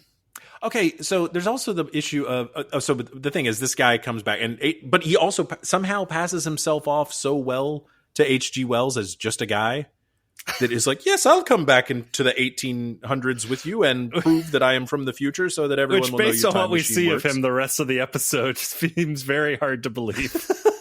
Yeah, it's like he's got so much. He's like he's got to be. This guy would have to be like the Lex Luthor of the 23rd century, because he's already like thinking so fast. And it's like that he already like if he's from a world where there's like no crime, no anything. It's like, how would he even have the concept of robbing a pawn shop?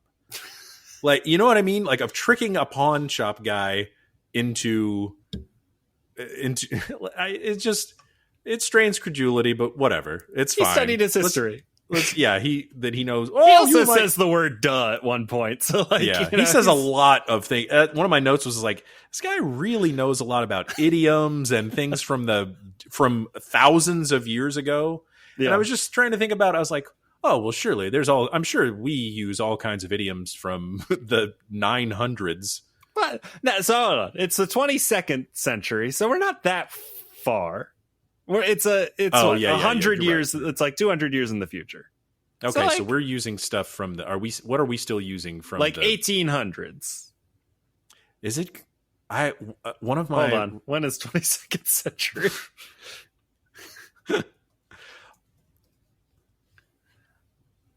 All right. 2101.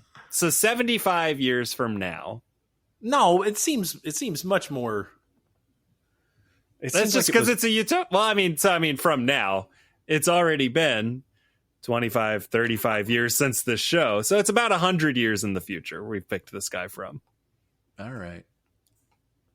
Or 100 to 200, somewhere. Look, kids don't say duh now. They're not going to be saying it in the 2200s. Maybe it'll come back. Yeah, I mean, fair enough.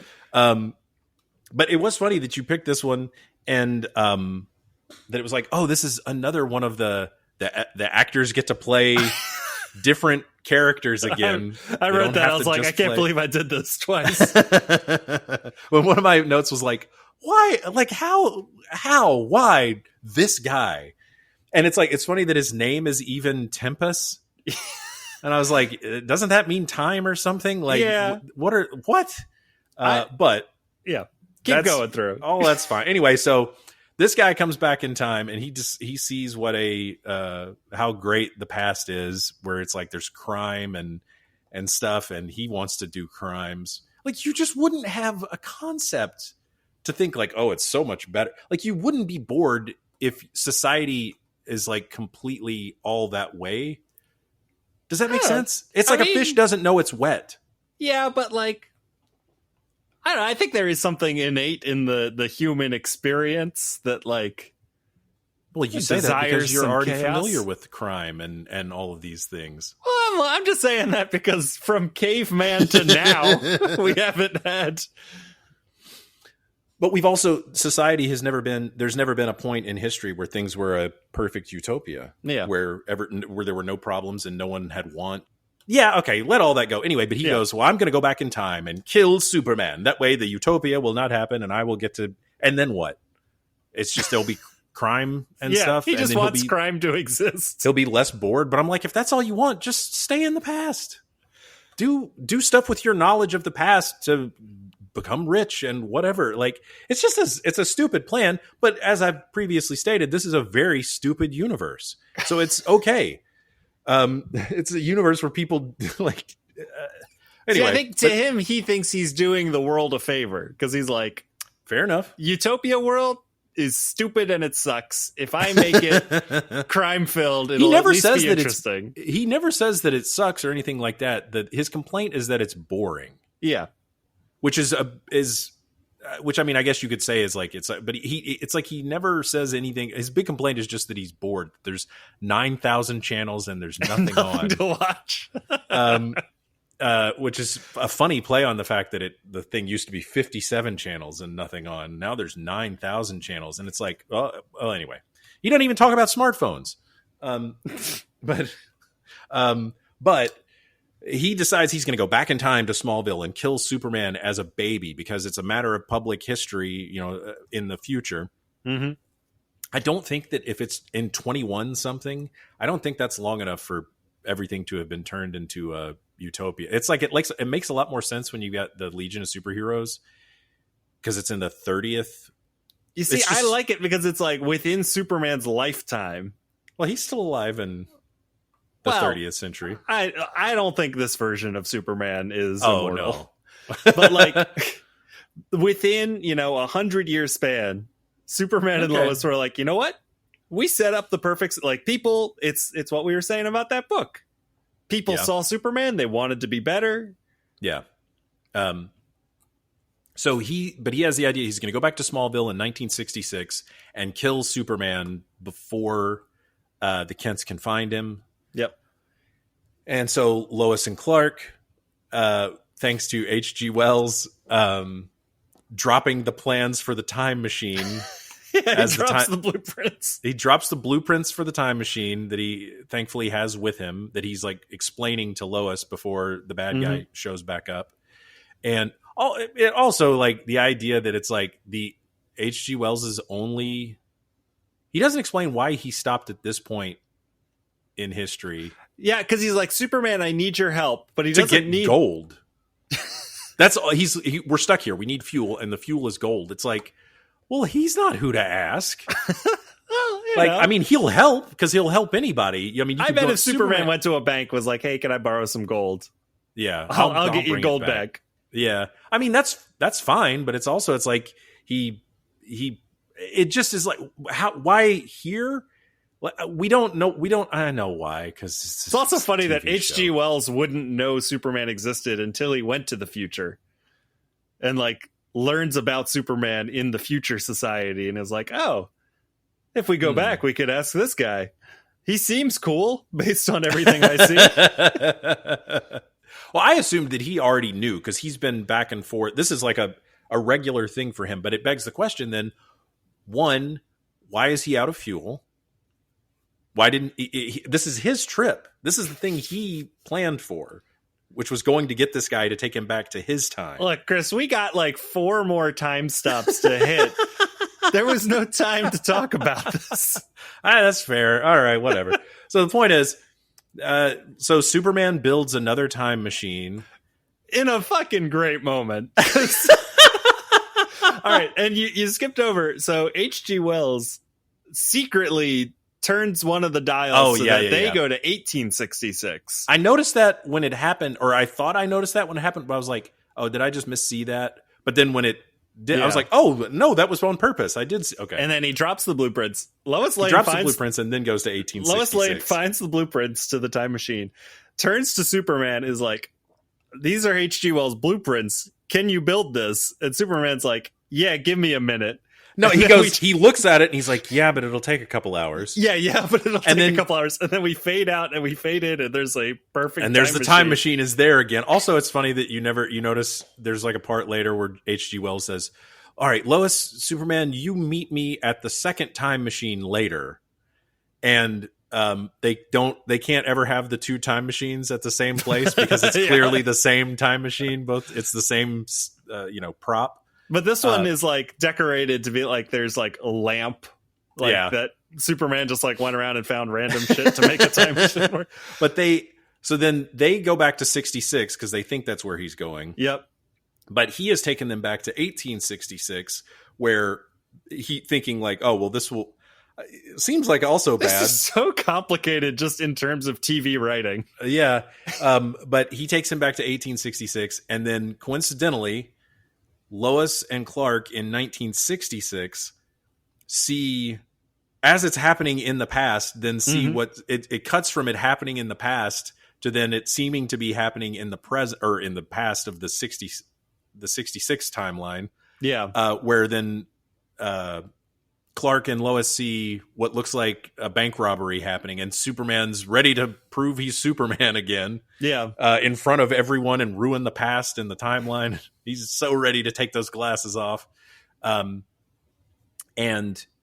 then it turns out it's like, oh no, this is a recreation of Smallville's history with the great gold robbery at the Smallville bank.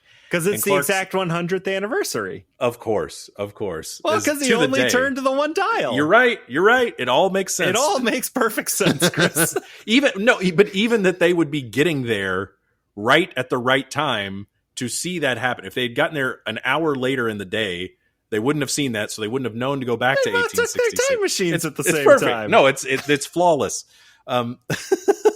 But they see that, and he's like, wait, I grew up in Smallville. There was no great gold robbery of 1866. And they're like, oh, and these two guys look like the two guys that we just left. So we got to go. Oh, there's also the part, though, it's not Superman anymore. Superman left to go get the gold.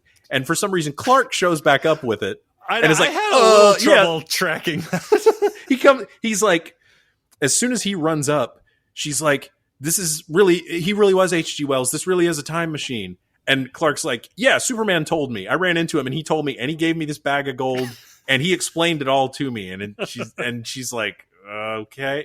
Or she's not more like, what? Yeah. Which plays into what happens later in the episode, that she's not more like, what are you talking about? I mean, like, this shit happens to them all the time. Like, Superman's always running into Lois and telling her about whatever crazy shit's going on. It's pretty normal for them, I guess. I mean, to be fair, I do not watch enough of this to be really what's considered normal for their relationship. I'm going more based on what's normal for Superman and Lois's relationship in my mind, or just how people. Anyway, humans would talk. Yeah, humans. Yeah, but so they go.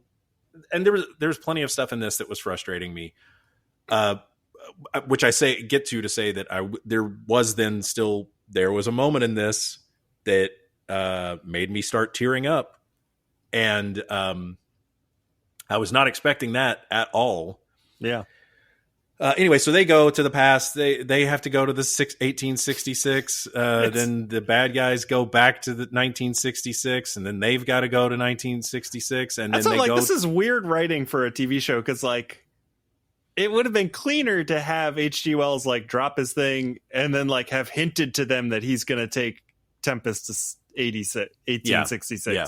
But instead, they go to 1966, have to see this recreation. Just happen to get the right clue. Go back. Yeah. Well, really what it is they had access to an Old West set. They had access to a small town set. And they have an hour that they have to kill. Yeah. I mean, the fact that it's like the bad guy's plan is when he finds Superman as a baby is to put kryptonite around him and just wait for him to die. And it's like, shoot him. You're holding a gun right there. Now, you could say, like, maybe Superman's not... But he just got to Earth. The yellow sun is what gives him the power. I would think he's not impervious to bullets as a baby. I don't know. Who just landed on Earth. I mean, he's picking up trucks in Superman 78. He's not doing that in this. He's just standing around. He's not even standing. He can't even get out of that thing. He's just a baby here. But he's barely holding the kryptonite when the guy hands it to him. That was all very cute. Yeah. You know, but I was like, this guy's like, he does the same thing as the bad guys in the last one, though, where it's like very much, it's like, there's no like real bad guys in this. They're all like, no, you're naughty. You know what I mean? Because it's like, they keep going, ooh, if you do something again, I'm going to shoot you. But no one's really going to get shot. Like, anyway, so the two best parts in this, I would say, but part of the great thing is for the bad guy and fun for the audience, I guess, is that the bad guy gets to be the one to go like, oh my God, Lois, you don't know he's Superman? He's like, hold on, let me show you what a galactically stupid, how you're the dumbest person in history. And he borrows H.G. Wells' glasses and puts them on. He's like, I'm Clark Kent. And then he takes them off and goes, now I'm Superman. And he's like, you've got to be the stupidest person in the history of humanity for not seeing this. And she's very hurt over that, which I guess is fair. Yeah. I just want to jump in to say that one of the reasons I picked this is that I love Tempest. I think the actor is fucking hilarious. I think he is extremely good on the show. I thought he did a very good job. I enjoyed it. Does he show up again? So he becomes like one of the only recurring villains on the show. He comes back, I think, like 2 or 3 more times. That being some kind of a thing. Yeah. H.G. Wells comes back when he comes back too. But one of the flaws of Lois and Clark, I'll admit it, is that like very rarely do they pull from any existing villains. Uh-huh. And even the like quote unquote villains they create, like 90% of the time it's like a duo of like one smart evil person and then their slightly dumb, slightly less evil partner. Yeah. We that like becomes a trope, especially starting in season 2, where it's like, we invented this machine. Oh, yada, yada, yada. In the way that Livewire got pulled in from the cartoon. Yeah. Tempest is the one character I would pull from Lois and Clark to be like, I'd love to see this guy show up in something else. Well, I think there's a well, go ahead. He's kind of like, I think Zarko, the Tomorrow Man from like an early issue of Thor, I think has like the same kind of backstory as he does, where it's like, I hate the future, it's boring, I want to come back and do crime. But like, I think if you dealt with him the way that like Superman the Animated Series dealt with all of their villains, because I think that show does Superman's villains better than they've been done anywhere, there is a version of Tempest that I think could be really good. And we should probably talk about this off the air so that it's so no one can steal this great idea you're about to have. No, I love Tempest. I want to see him in the comics. I think this actor is very funny. Everything he says in this episode just cracks me up. And even the way he breaks it to Lois, where he like slow rolls it. He's like, Lois, did you know in the future you are revered as much as Superman himself? Which is also a concept I love. I love that it's Lois and Clark's future that is like a utopia, not just Superman. And then he's like, you're even a breakfast cereal. And he goes, but there's one question on everyone's mind. How dumb was she? It's, I don't know. He makes a meal out of every line he has.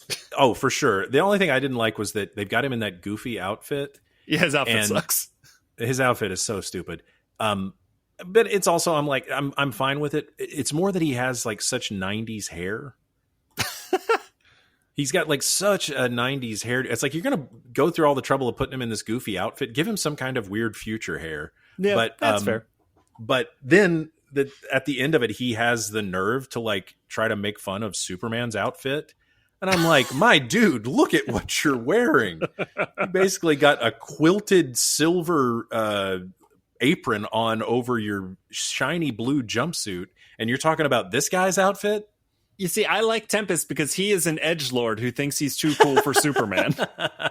Like, canonically, that's like what his whole shtick is. Something I really want to know is the point in this where they kiss? Is that the first time that Superman and Lois kiss on the show? I don't think so. Okay. I think where's their relationship at with Clark and Lois? Because it was hard to get a feel for. Yeah. Clearly there's something, but it's like it's not clearly defined where they're at this point. So Lois is engaged to Lex at the end of season 1, and then Lex is killed because the actor didn't want to come back for seasons 2 through 4. He shows up. Do you know why that was? I think they were just filming it far from where he lived, and he was like, "Yeah, this isn't really worth it for me." But so he came back as like a guest star, but like he's a lead role in season 1. Yeah. But Lois and Clark at this point, this is obviously I think they've like gone on a date or two, but they're not like in a committed relationship yet. They do a lot to kind of especially in season 2, like stretch that out. They introduce like new love interests for both of them at the same time. They got to tread water to fill out those 24 episodes. And honestly, Deborah Joy Levine, she said that she was like, they got them together too quickly. I would have had them, will they, won't they, for like 7-8 seasons. And I'm like, honestly, the show gets better once they're in a committed relationship, and like Lois gets to essentially like back up Clark's like lies. Like they have this fun secret together. All of that stuff. Yeah, it's like it's so much more fun once like she knows, and so he's not having to go. Wait, no, Lois, you go stay there, and I'll do this. And she's like, "Well, I'm not. I want. What are you gonna do?" This show really makes a meal of those as it goes on too. They do a bunch of They do so much of that, and I'm like, I was like, this would be, dude. Think about this. Your life would be so much easier if you just go, okay, hey, look, I'm Superman. Yeah. Let me do, like, you're actively stopping me from helping. Like you're wasting time where people are being shot, or like, so it would be great once she know. And I like that. I like her. Yeah. Cause I don't like all of that. I'm sure at some point it was fun to me, but it's like, at this point, I'm like, I can't, man, like, please hurry up and just get to the point where they know, like, you can trust her and blah, blah, blah. Anyway, I mean, Lois specifically, but I'm just going to throw out, I miss secret identities in superhero fiction. I hate that they're throwing them away left and right, that the MCU has like no secret identities. I don't like it. Spider-Man had a whole movie about how he's got to have one again. Well, and now I'm excited now that he has one, but like functionally in those movies, like anyone you could wring drama out of knew. And I'm like, yeah, let's keep it a mystery. I like it. It's fun. Yeah. I mean, to me, it's just, I don't want wacky hijinks of like, whoa, is she going to find out that he's Superman? That's not what I'm going to Superman for. Yeah. Like that can be a fun part of the character's history, but it's like, at this point, I'm like, I was very grateful that Lois knew what was going on in this new movie. Yeah. But anyway, so there's a bunch of back and forth of, we've got to get to this time. Oh, someone's going to get something bad's going to happen, something this. And then it doesn't culminate, but then it ends up, once Lois and Clark get back to 1966, they have to go and find the Kents. Yeah. Because they're trying to find the baby, and you get to have Clark meeting his parents in younger wigs. Those wigs are outrageous. I loved it. They're absolutely great. Loved it. Both of them. I like both of them so much. I honestly think they're my favorite versions of the Kents. Yeah, well, I'd have to think about it. But this episode isn't their best showing, but I think on the whole, that lady especially. I mean, they're both great. She's but that great, lady especially, like in this episode, there's like, she is acting at a higher level of quality than her scene partners when she's talking to Lois and Clark. She has a great moment where they're talking to Lois and Clark, and she's like, yeah, I'm not able to have children. And then Jonathan like instantly chimes in with, we can't. Yeah. And like, that is just such a subtle, nice touch that he's like, it's not like essentially establishing, Martha, it is not your fault. We can't have children. Yeah. And which shows he's a good, I mean, and that's like a very, it's also the kind of thing that I don't think anyone in the 60s would have even thought to say. Yeah. But it being a show written in the 90s, I mean, even then I was like, that's cool of them to have him. It shows what kind of a person he is, which also speaks to, I liked that you see in that scene where Lois is starting to like appreciate, after she's been so mad, she's been such a jerk to Clark after finding out the truth. And then he's kind of trying to talk to her about it. She's just not having it. She's just being really like mad at him. Mm-hmm. And it's like, that's fair to a point. Because I also think Lois is smart enough to go, well, I am mad about all this stuff, but I do also, I can immediately, I've seen what kind of trouble we've gotten into where it's like how much of a target he is, how much I could see it being I think that she would go like, I understand, but I'm still mad about it. But I think because her character is so defined by the quest for the truth, like, there is nothing more sacred to Lois Lane than the truth. To find out that a man that you are in a relationship with specifically is like actively lying to you or hiding the truth, or I think it's like partially mad at herself because again, Tempest is like really leaning in like, boy, you're stupid. And that really gets to her because like that's so antithetical to her character. Yeah, I've looked behind every door except for this one. I can't believe it. So I think it's like that mixture of emotions. Which that's fine. I'm not going to get hung up on that. That's fine. But then you see that starting to soften. Yeah, as she is seeing what he's like, what his parents are like, and what he's like with them, and like realizing like. It would have been nice if there had been like a little bit more of a something where she like something that makes her. I mean, they don't have time for this because there's already like so much stuff. They're racing to this finish. Yeah. But it's like if there had been time for there to be like a little bit more of her, like, I mean, ultimately it doesn't matter because they get magic memory erased at the end in a way that does not actually make sense. It doesn't make any sense at all. Because he just goes, I'll just drop you off before I met you. And it's like, well, we still did all of this. I think what you meant to say was, I'll go back and give myself, I'll go back and stop myself from having taken this guy. But no, Don't worry about it. So when she's seeing his, I did almost throw up watching him drink that buttermilk. That is disgusting. Have you ever drank buttermilk? It is not nasty. Since I was a child, because once was enough to go like, I know to never touch this again. And just watching him. I can't. And I'm a milk if it's drinker. Not buttermilk. I love milk. Yeah, I do buttermilk is nasty. No, thank you. If you've never had buttermilk, keep your streak going because you don't ever have to have it unless it's like the cure for something. Yeah. Then seeing them, but then he's getting worse because Tempest has stolen the baby Superman and just placed a bunch of kryptonite rocks around him. Yeah. Where did he get all that kryptonite? I guess the implication is it fell with the ship. Yeah. It says it got caught in H.G. Wells says something about how it got just kind of like caught in the I don't know what the word he uses is, but like basically it got pulled along with it. Kind of the Smallville. It's just kind of the Smallville, yeah. Yeah.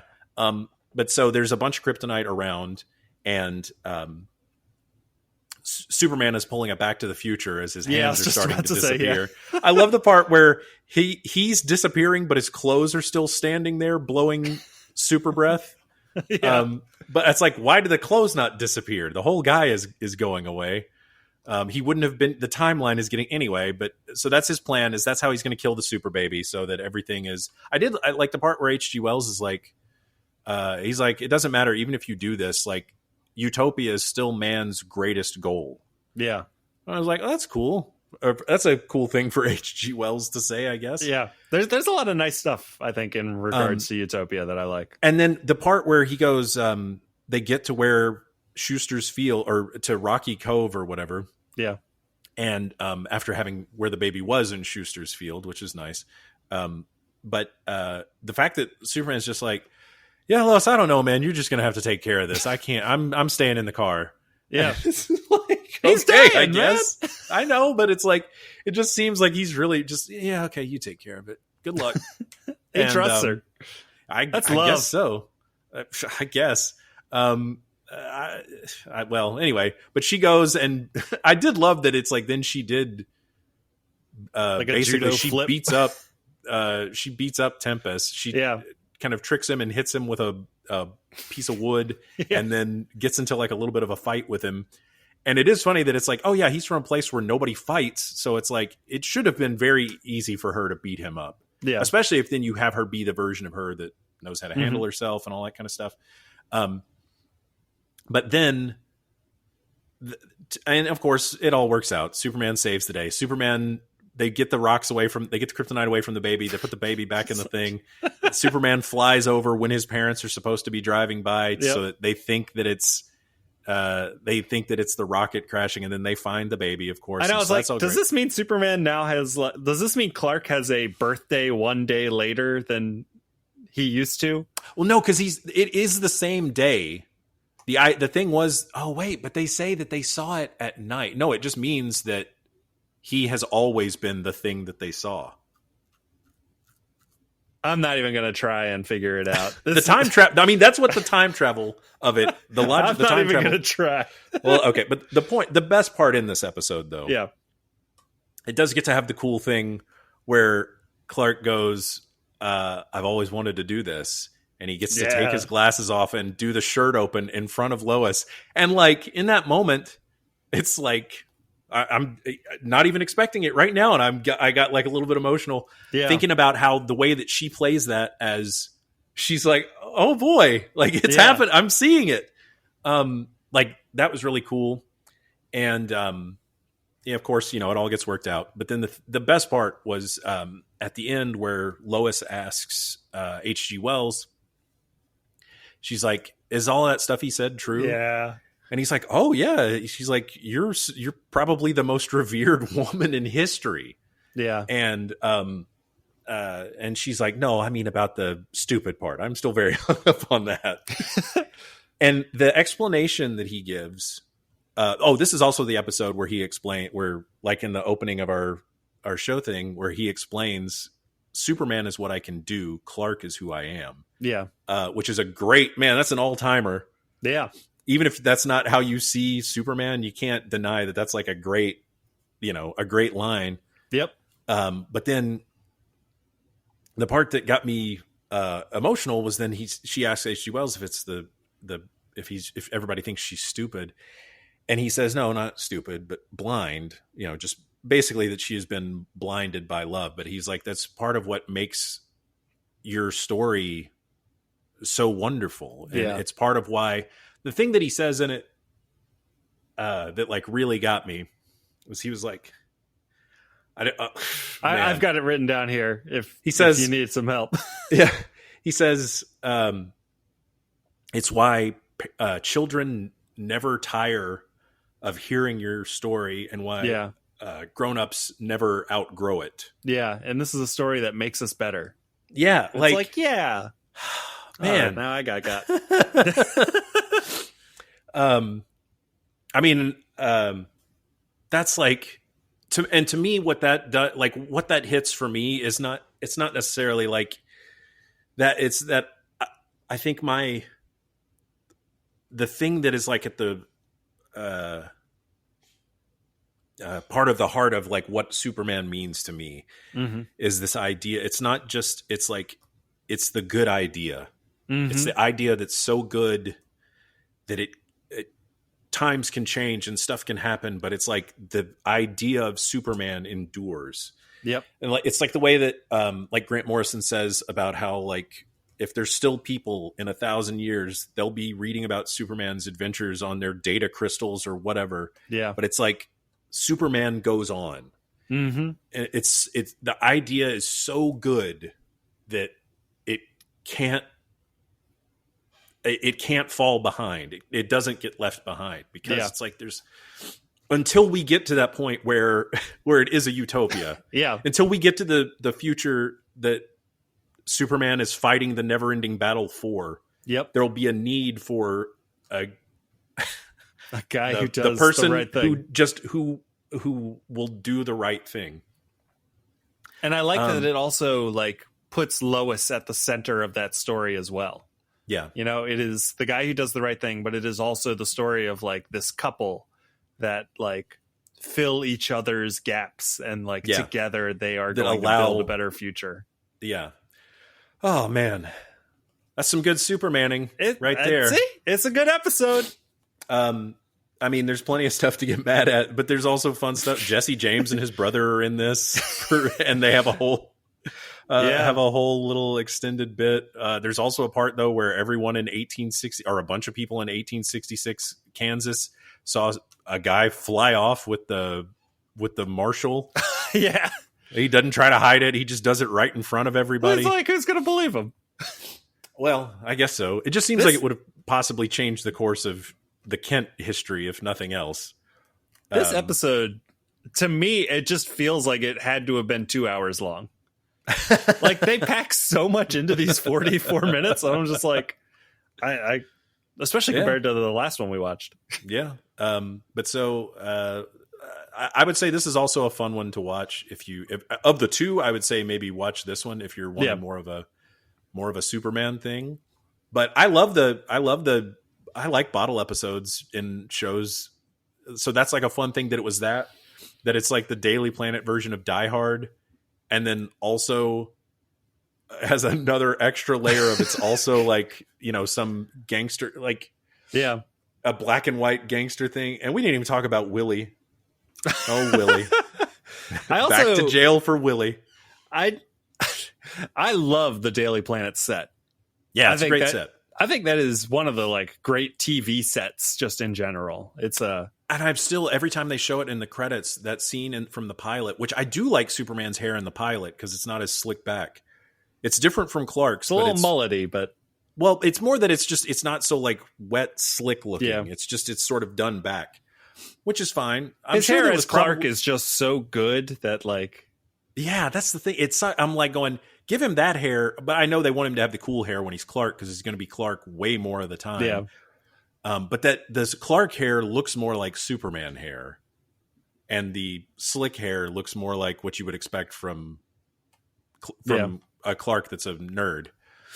But that shot in the credits, in the opening thing, that's from the first episode where he flies in with her through that big. And they do that little like arc where he like balances out. And I'm watching that now going, well, how did they do that?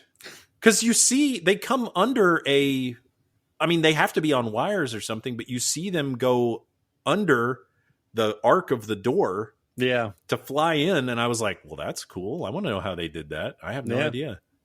Unless I'm just like completely missing something that's obvious.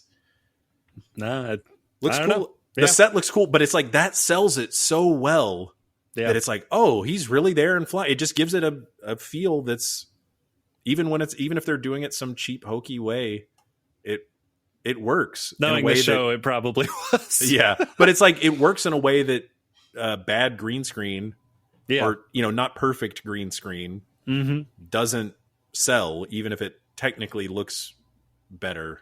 Yeah, more wires. That's why I love that scene in Superman 2025, where they, at the end, spoilers if you have been listening to, if somehow you're listening to this and haven't seen Superman yet, but where at the end, Miss Lane, I thought I could give you an interview, fill you in on the behind the scenes, and the way that they run to each other, they're a few steps away from each other, and then run to each other to hug and kiss, and then you don't even notice as they just start.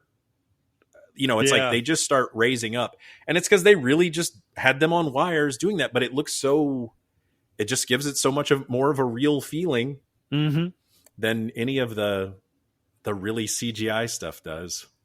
You can just tell when people are being hoisted by wires. I mean that as positive as possible.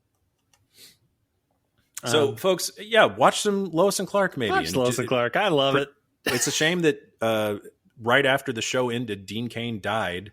Yeah. And we never had to learn anything about what he's like as a person. So do you want to get to some listener stuff? Yeah, I would love to hear some listener stuff. All righty. Let me make sure I am looking up the right thing. Oh, well, one, I want to say, we talked about this last week, but also then after our episode went up, Chris Somney posted both the cover and some of his process stuff for the Superman cover, the Superman red and blue cover that he's doing, and was even kind enough to say in the post that he did it while listening to us and mentioned the show, and doesn't get much better than that. And I thank you so much. First of all, I mean, it's enough of an honor just to think that that there was, even if you were just doodling Superman listening to this, if anyone's doodling Superman listening to this, I want to hear about Superman doodles. Yeah. If at any point, anyone that's listening to this is drawing Superman while they're listening to this, please send them to us. Because I don't know what could make me what's better than thinking that people are bringing Superman to life while listening to us. So thank you for that, and for and just for mentioning us to people. That's pretty cool. Then I'm making sure I'm reading these in the right order, because he left these as comments on one of our posts about the show. But okay, so I think I'm pretty sure I talked about this guy on the when I talked about going to see it for the first time. But there was a guy I met at our first night going to Superman, or no, on the second night going to Superman. Sorry,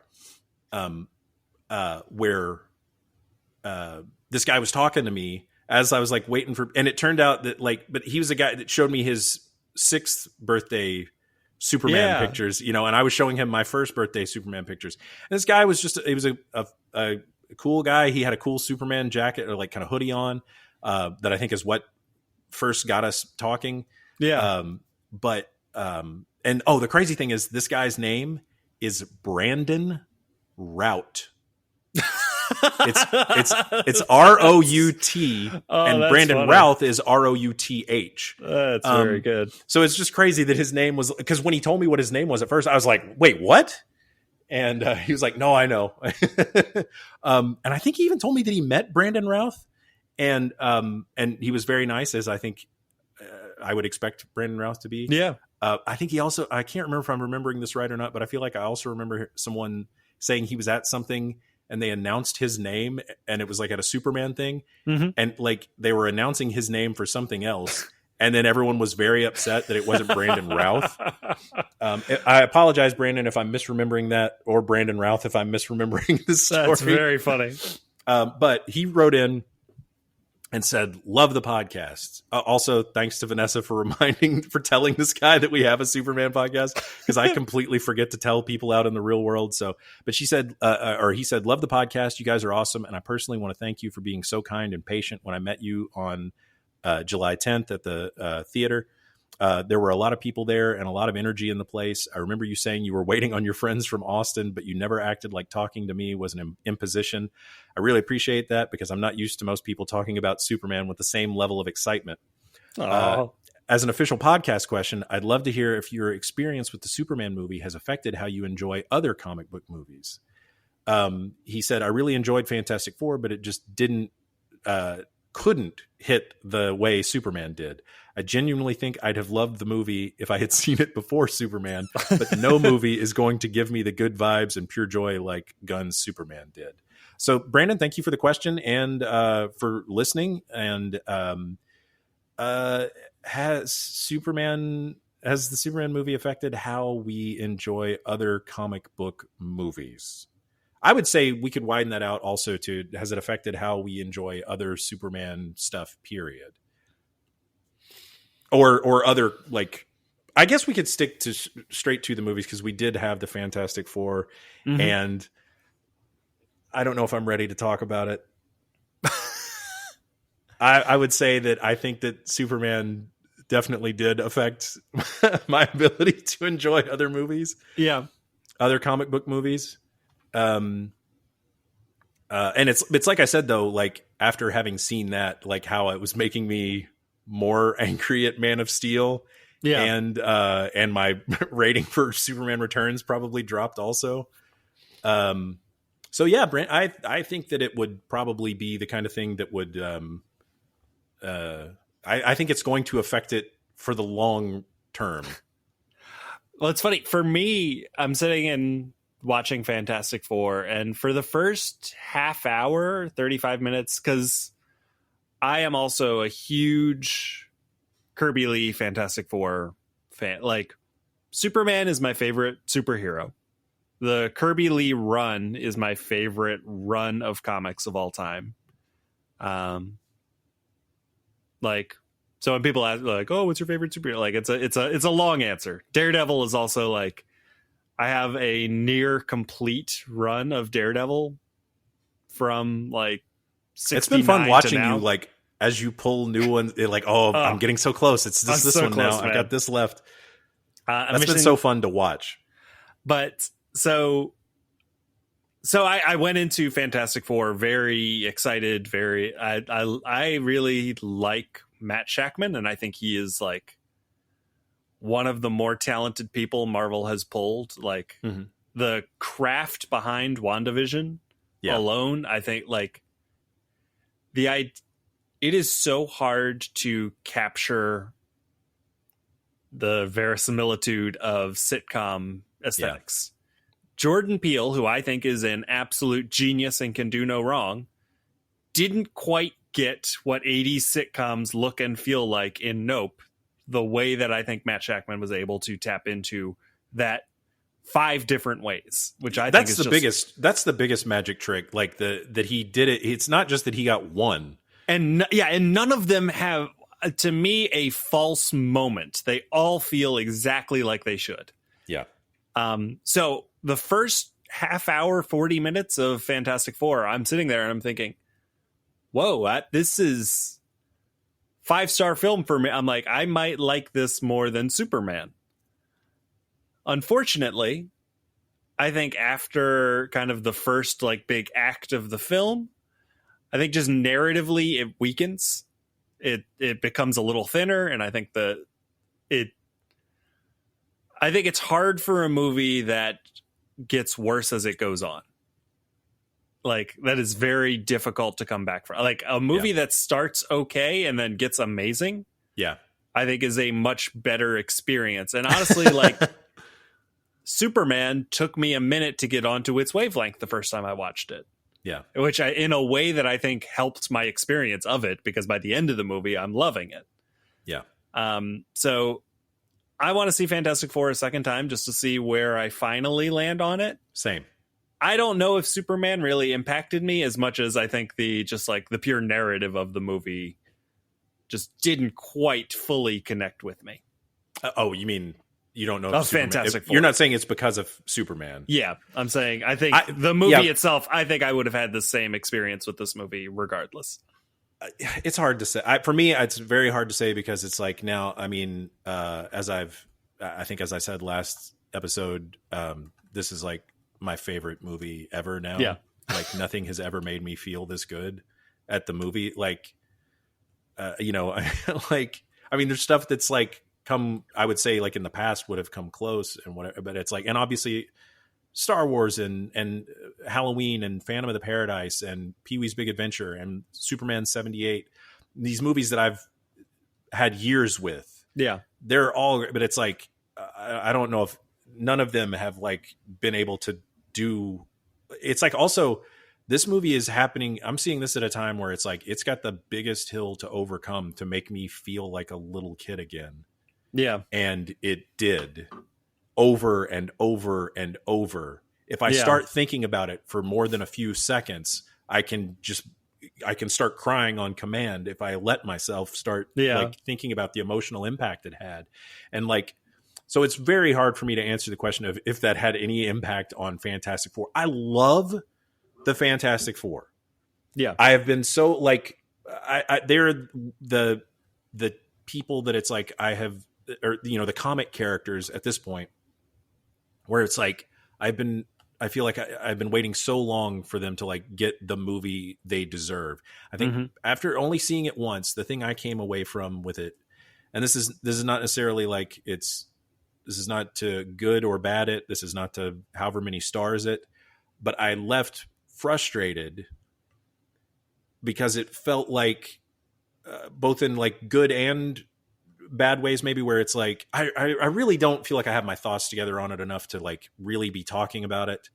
But I felt like there was I think there is a great Fantastic Four movie that was made, and then a lot of what would have made it a great movie was pulled out to make it less than 2 hours long.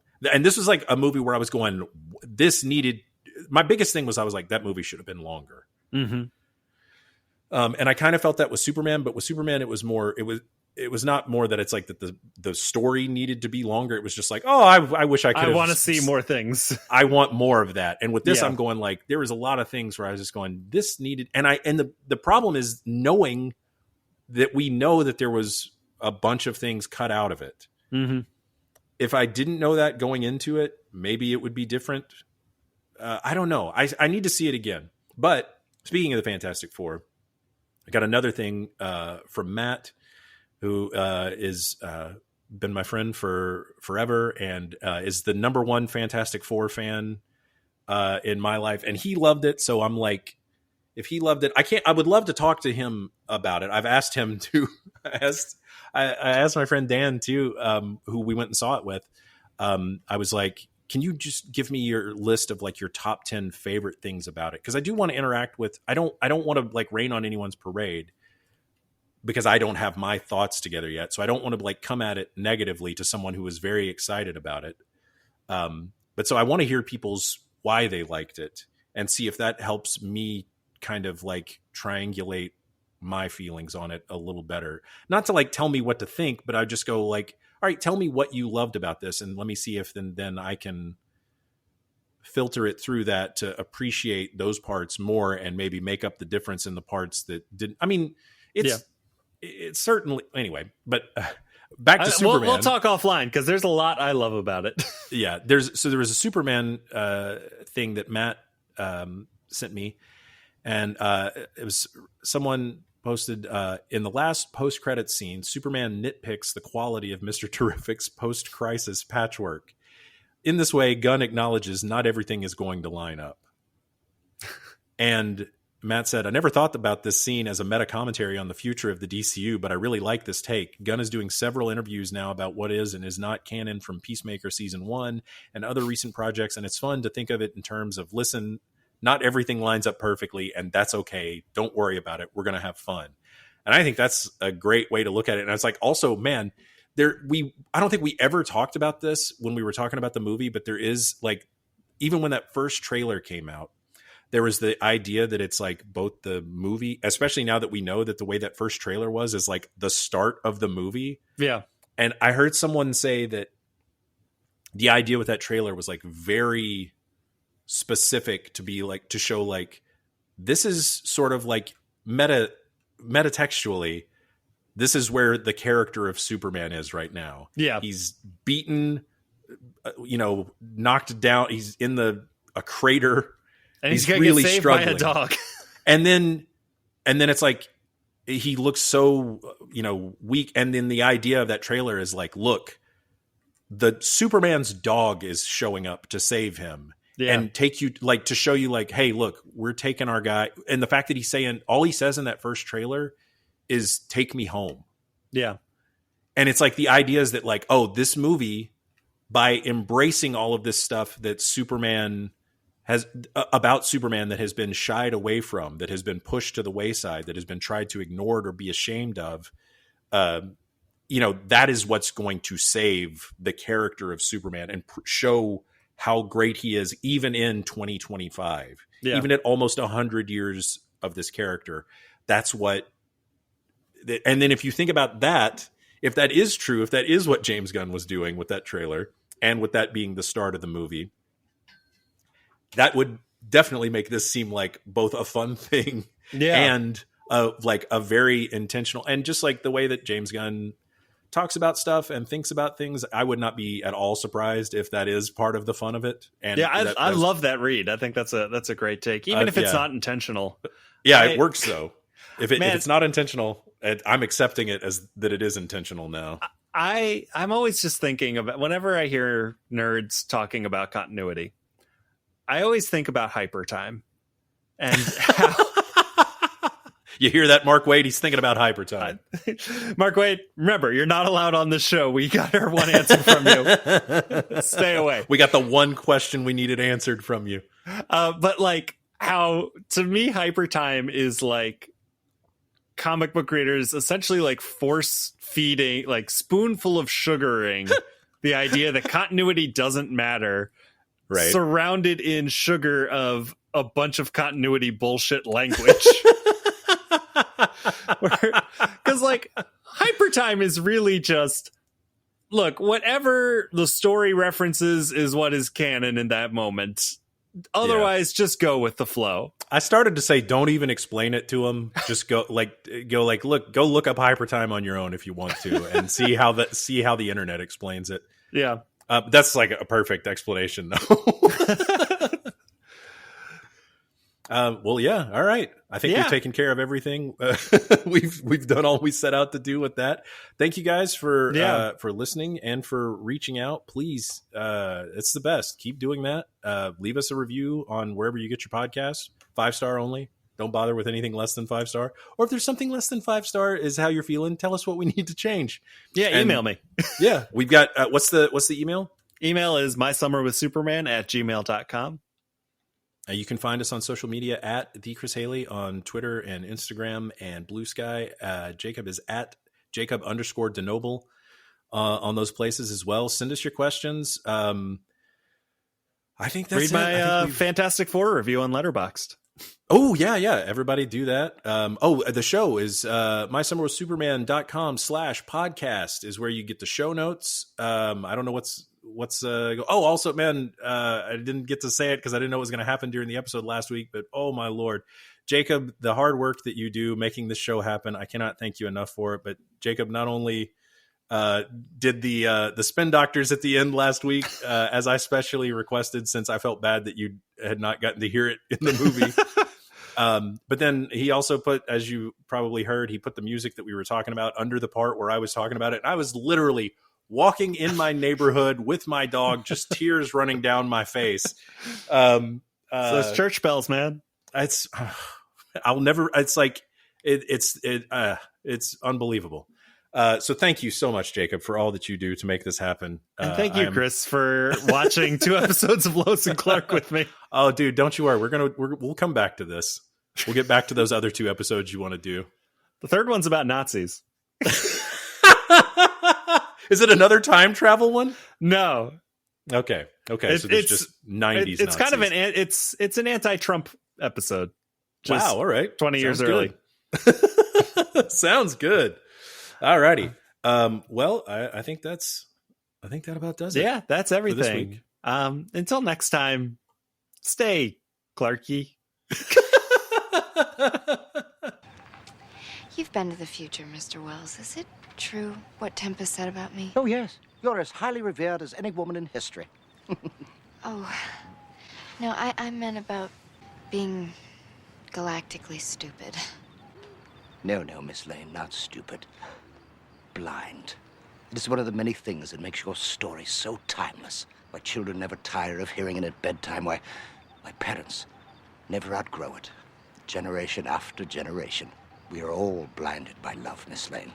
Especially that one great love that changes us forever. Oh, excuse me, but I'm in danger of choking on my own vomit.